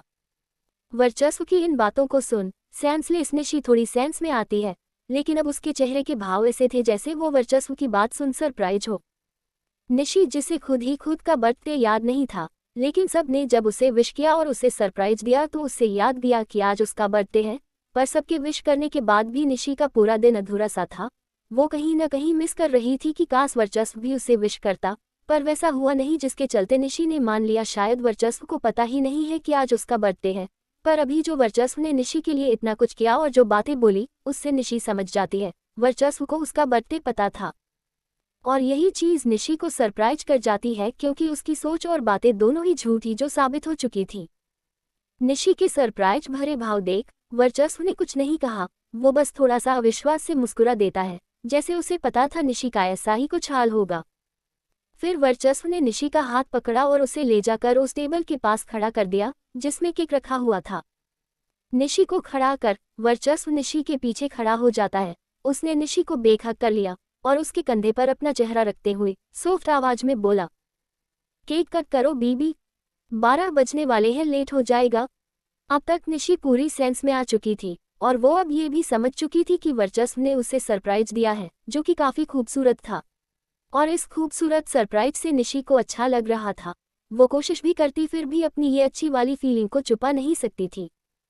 अब जब निशी को अच्छी वाली फीलिंग आ ही गई थी तो फिर उसने केक कट कर ही दिया, जिसमें वर्चस्व भी उसका हाथ पकड़ा हुआ था और उसका साथ देता है, जो कि निशी को अच्छा लगता है। हालांकि इसी के लिए उसने घर पर मना कर दिया था, पर अब उसे यही अच्छा लग रहा था कि वर्चस्व उसके साथ है। निशी जब केक कट किया उस पल भी बहुत सारे बलून्स उड़ चलते हैं और जब वो फूटे तो उनमें से गुलाब की पंखुड़ी और जुगनू बरस पड़ी। और अब ऐसा हुआ तो निशी की आंखों में एक चमक आ गई, जिससे साफ पता चल रहा कि उसे ये मोमेंट कितना अच्छा लग रहा है। निशी ने केक कट कर दिया तो वर्चस्व ने थोड़ा केक अपने हाथ में लिया और निशी को खिलाते हुए बोला, अगेन हैप्पी बर्थडे मेरी छोटी सी बीबी।